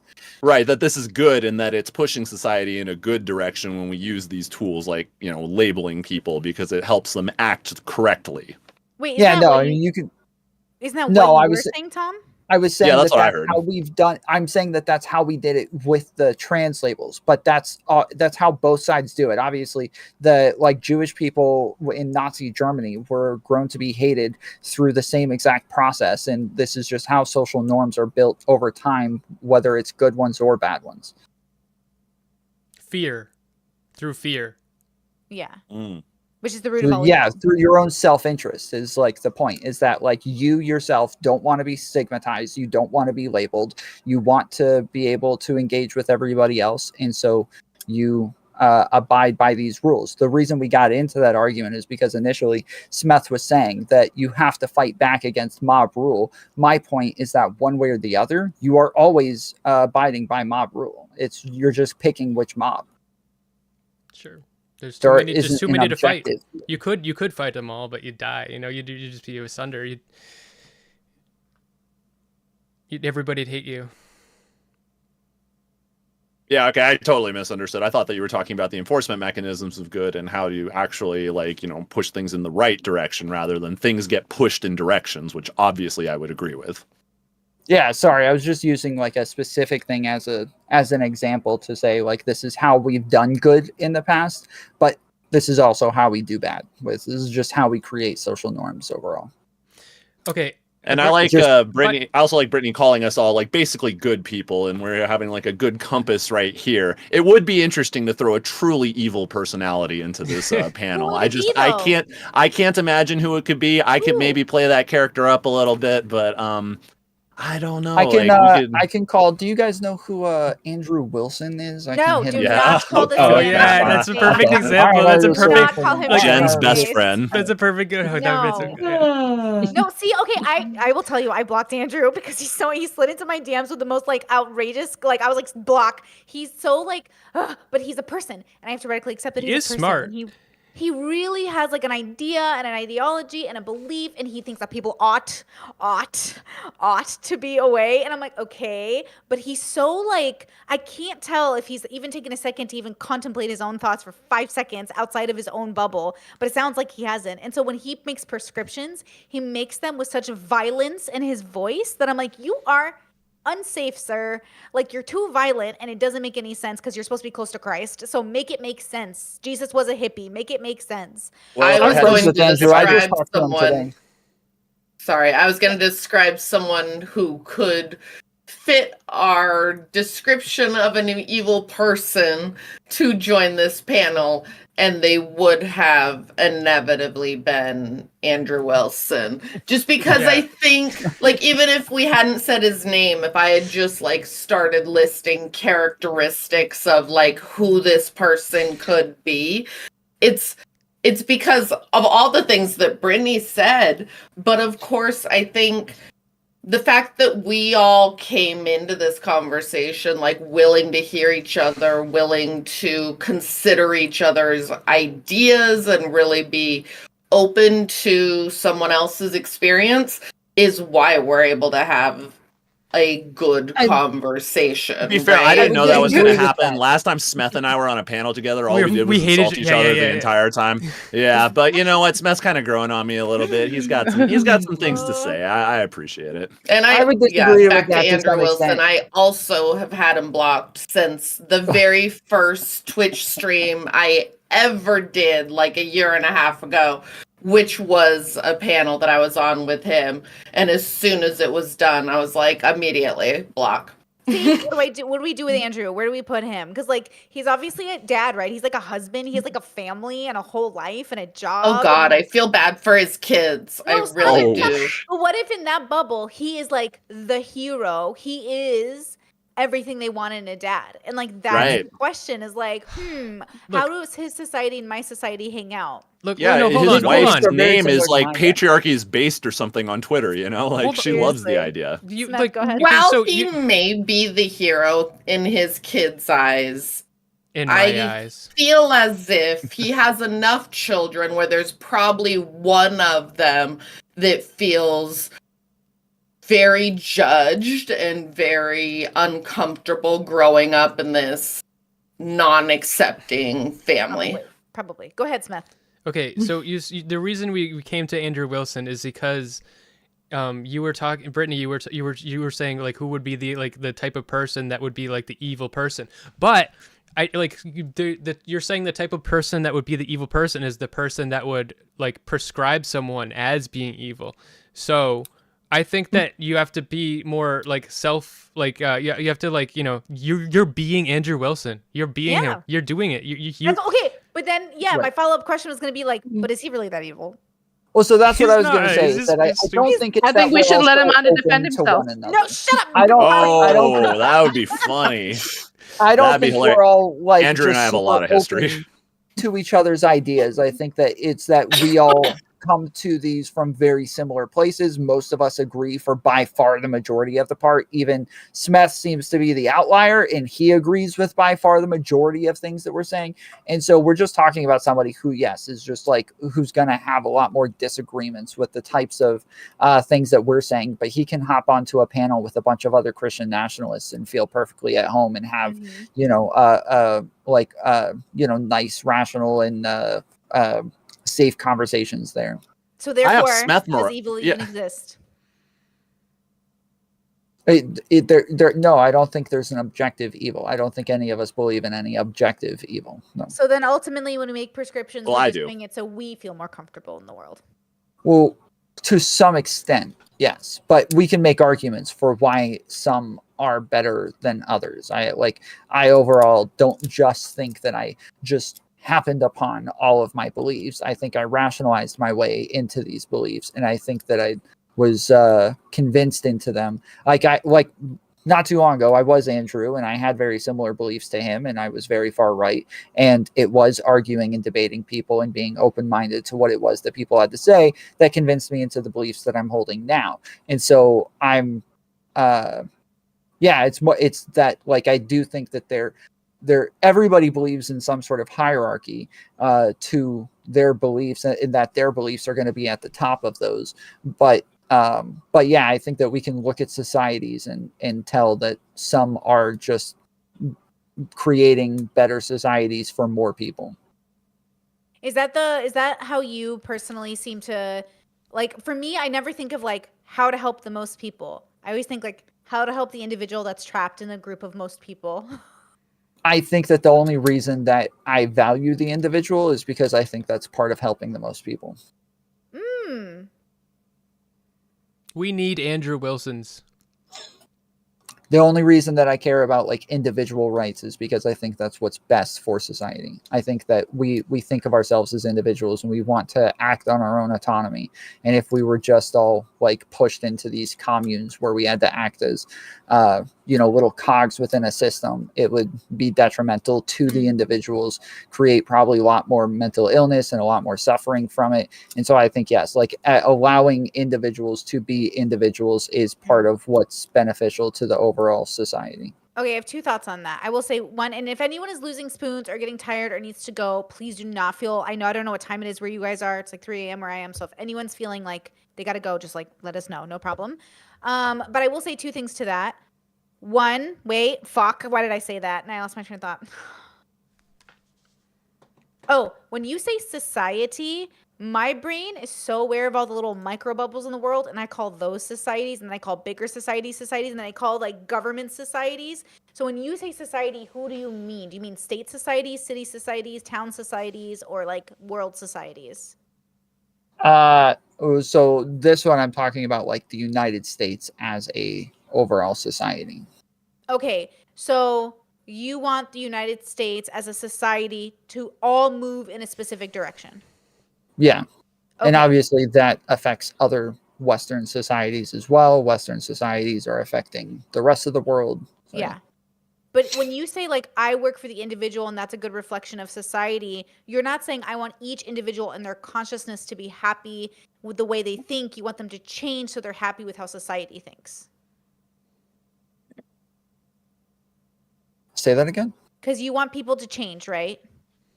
Yeah. So like when we talk about people doing something moral, we're always going to grade the individual on whether or not they are doing a right or wrong thing. And the only way that we can improve society is by improving each individual to create a better overall society for everybody else. Okay, I agree, but I'm curious about whether or not that's contingent on you transforming their way of thinking in regards to like LGBT people. Like again, I want the religious people to live in society with the secular people, but because they're individuals with this belief system, but I need them to understand that their belief system is in a bubble and we're all in a bubble and we all need to figure out how to live together. And I don't need you to change how you think. I need you to change how you act, but they can't do that because they can't vote outside their moral bubble. So I need them to almost change who they are, which is an attack on the individual, to then mold into a society that I feel comfortable in. Therefore, I'm not fighting for the individual. I'm fighting for me as the individual against that individual. Yeah, but that's not possible. That's not pragmatic within democracy. Like we will always have a bunch of different sides fighting for their beliefs to become the norm. And if you want your kids to grow up in a society where your values and your beliefs are the norm, you have to actually push for those changes. The norm that I grew up in is very, very different than the one that I'm fighting for the future and for my kids to grow up in. And so because the norms have changed, what it was when my parents were kids is very, very different than what it is that I believe in now, because society has changed and there are people who fought for those changes and made sure that I was growing up in a different world than them. How do you know it's not evil? I don't. But you're willing to take the chance. Well, I can make the arguments for why mine are better than others and why I think the outcomes are better. Okay. I can put them side by side with a Muslim society with Sharia law or a Christian nationalist society or any of these other societies, and I can like make arguments for why I think there are benefits to the one that I want versus theirs. Yeah. Harmony, you want to say something? Well, I was going to say, I think another way like of viewing like those kinds of questions, like we're talking about like politics and governance and stuff like that, is that like one way to look at it is that kind of acknowledging like as humans we have biases, and so like we're coming to politics, you know, from a bias standpoint. And so one way to add value to the opponent is that maybe the best field of correction for my own biases is through the lens, you know, of the biases of the other person and vice versa. And so in that sense, like it creates an opponent process, which is different than adversarial processing, which is a parasitic process. But opponent process is where we kind of both need and afford each other by this kind of like dance that we're playing, you know, and we kind of exist. And, you know, the way that our systems work, especially in America, is we exist in the creative tension that we create, you know, by having all these different sides in this opponent process kind of dance that we play. Do you think that there might be universal values amongst like all societies that we could identify that would be constant no matter where we're looking, and maybe those are values that we should strive for? That just reminded me of like something like the Ten Commandments or the Code of Hammurabi. Like since the ancient times, there were a few things that I think we like: no stealing, Don't no kill. murdering, Yeah. no, you know, beating people in the street unless because because that's the thing I'm thinking of right now, is just like the idea, like, is murder like objectively wrong? Is that objectively evil? Because it seems, as you've mentioned, the Hammurabi, the Ten Commandments, there's so many like religious texts, and all of them seem to identify that murder is bad. However, a lot of them also seem to identify things like female virginity is like, you know, good and it's something to aspire towards, and we don't know if that's necessarily a virtue just because religion identified it to be such.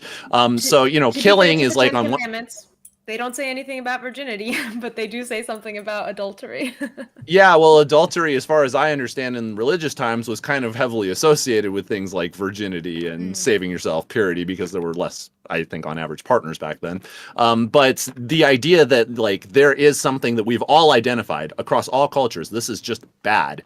I can't think of too many examples of that. The one that comes to mind for me is murder.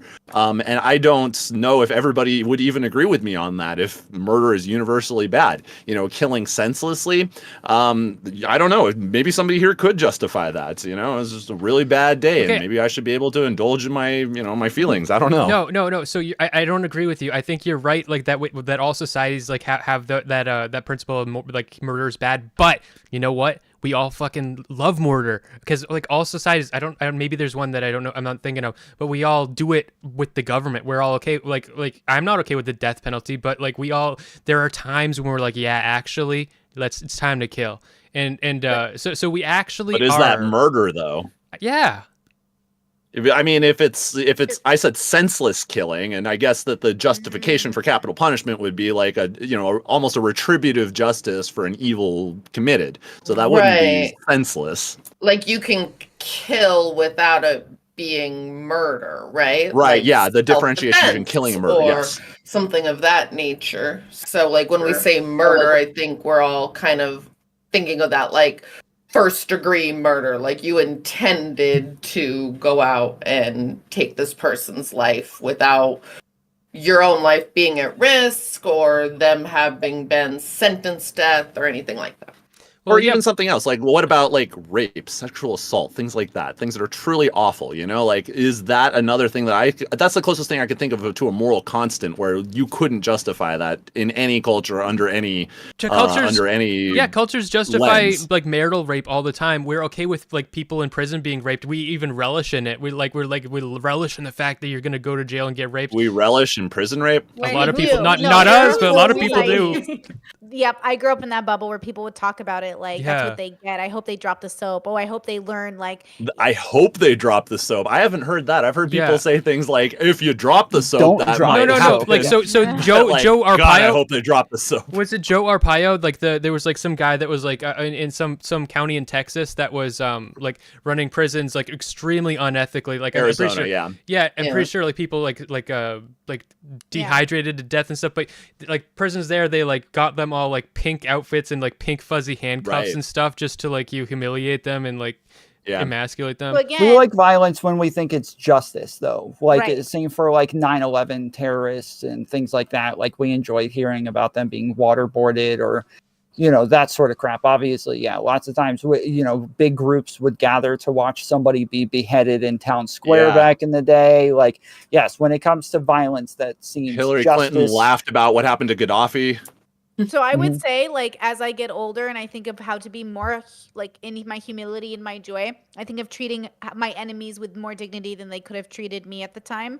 And so, again, I want to move society, if I had to, towards the direction of actually treating prisoners with more dignity, actually not doing the death penalty unless people want to choose death, like, not actually, like heading in a societal direction where we're actually treating people who have committed crimes with so much dignity. It uplifts all of society versus bringing us down, because we do go down a peg, I think, and closer to evil when we engage with like evil people and we think like we need to get back at them. It's like, well, at that point, after you've thought about it, you've captured them and put them in prison. I do think killing them against their will is basically murder. You've premeditated it. So I don't think it's justice, but I think it's justice in a legal sense, but not in a spiritual sense, not in like a closer to dignity sense. But I think Arena's been trying to say something for a while now, maybe. Yes. I do have to go soon, but this murder conversation, and I've been wanting to talk about the acorn woodpecker for a while. But this is a fun case study of, is this murder? So I'm gonna try to go through this quickly. But acorn woodpeckers have pretty similar mating systems to humans. They have monogamy, they have polygyny, and they have polyandry. So monogamy and polyandry actually work pretty good. With polyandry, the female just has to mate with each male equally. The male doesn't know which child is his, but if she mates with them both equally, all is good. That's the problem of paternity, about knowing about paternity in human societies, right?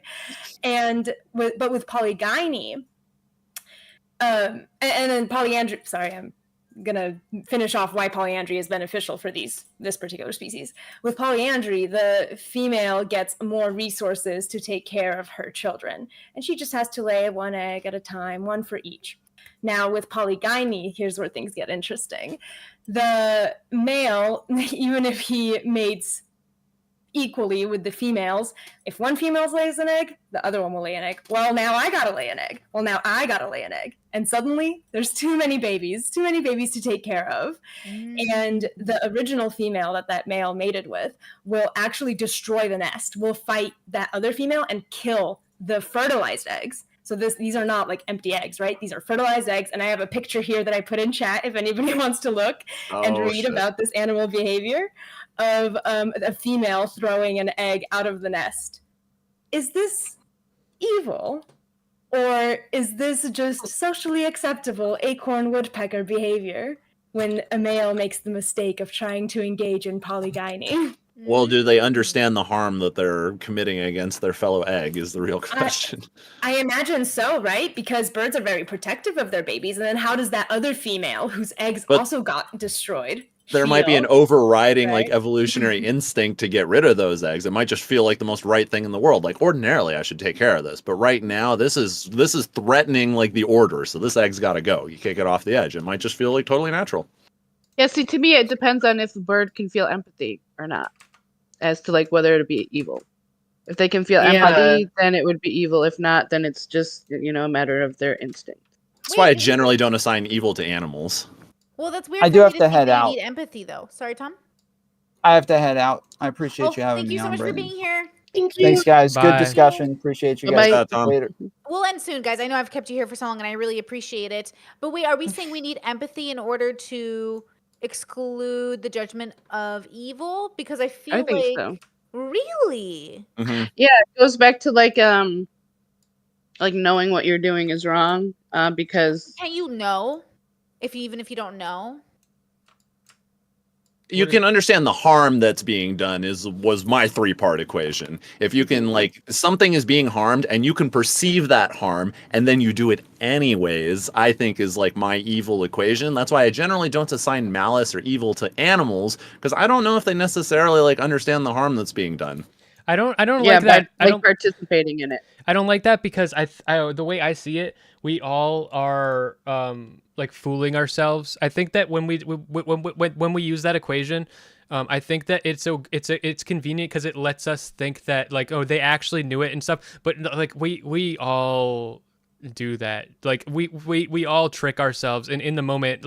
So like when you catch your spouse cheating on you and you have a gun in your hand just by coincidence and you just get overwhelmed and you just shoot them, like on the beginning of Shawshank Redemption. Okay. That's what I was thinking. Yes. Yeah.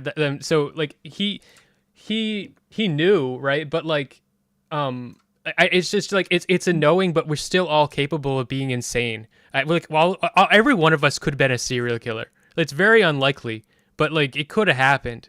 We got like that in. I don't want to condemn that version of me that could have been that. I want to do like I would want, if that was me, I would want people to be as kind to me as possible given that with circumstances.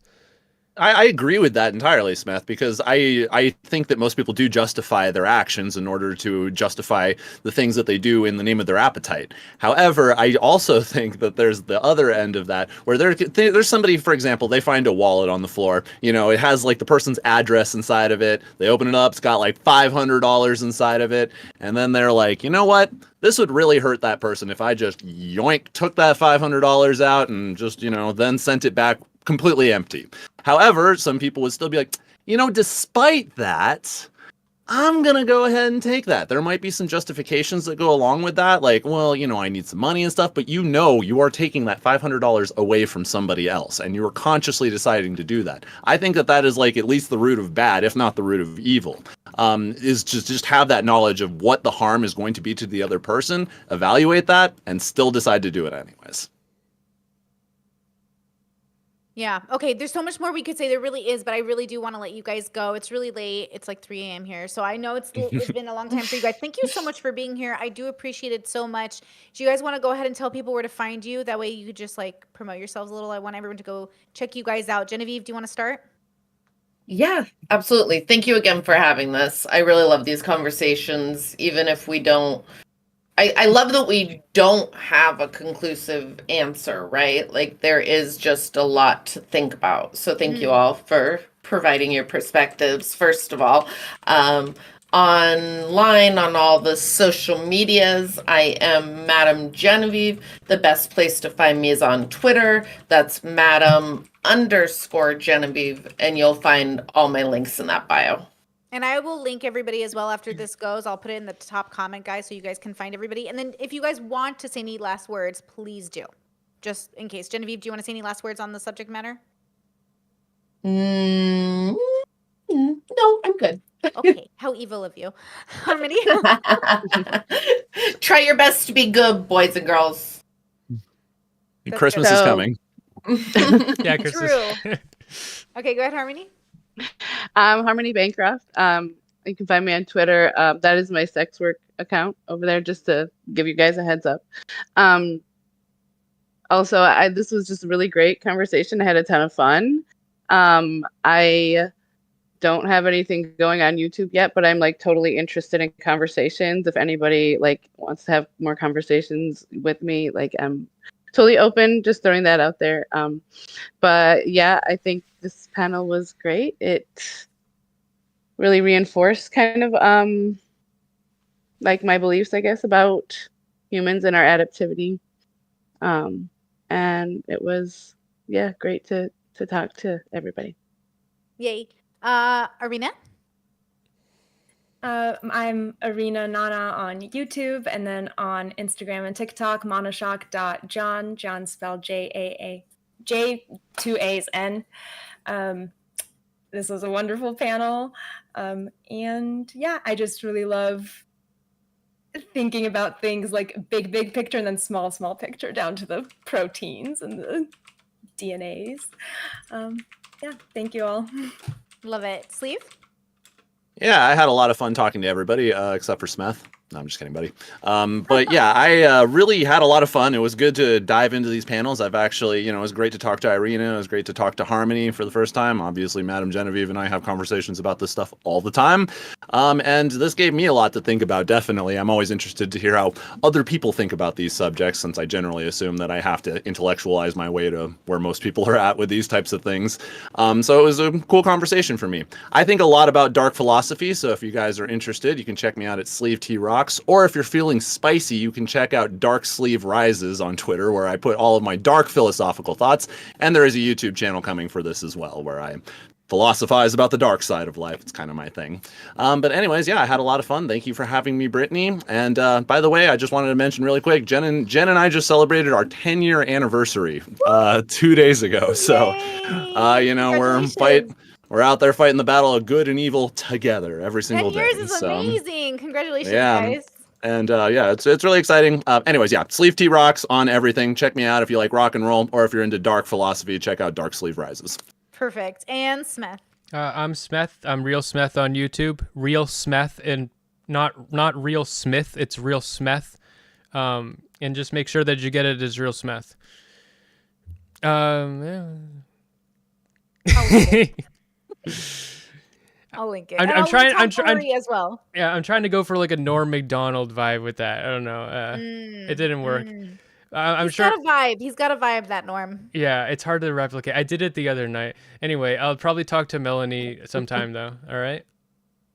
Melanie or Arena or Harmony? Harmony said they talked, because you said if any of you guys want to talk to me, I'll talk to Marina too, and also someone in my chat named Melanie. So that's why I got confused.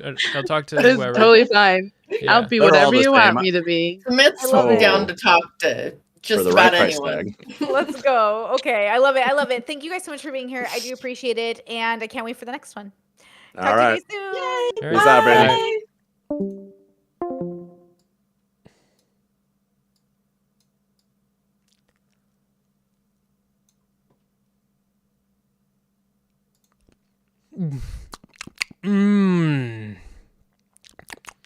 A woodpecker egg there.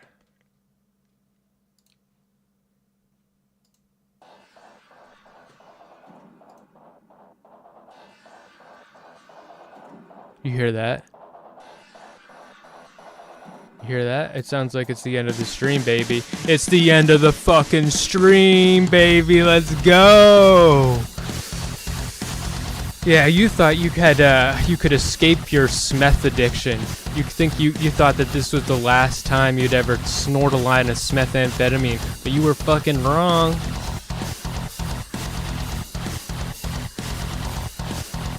I'll see you next time. Until next time, peace out.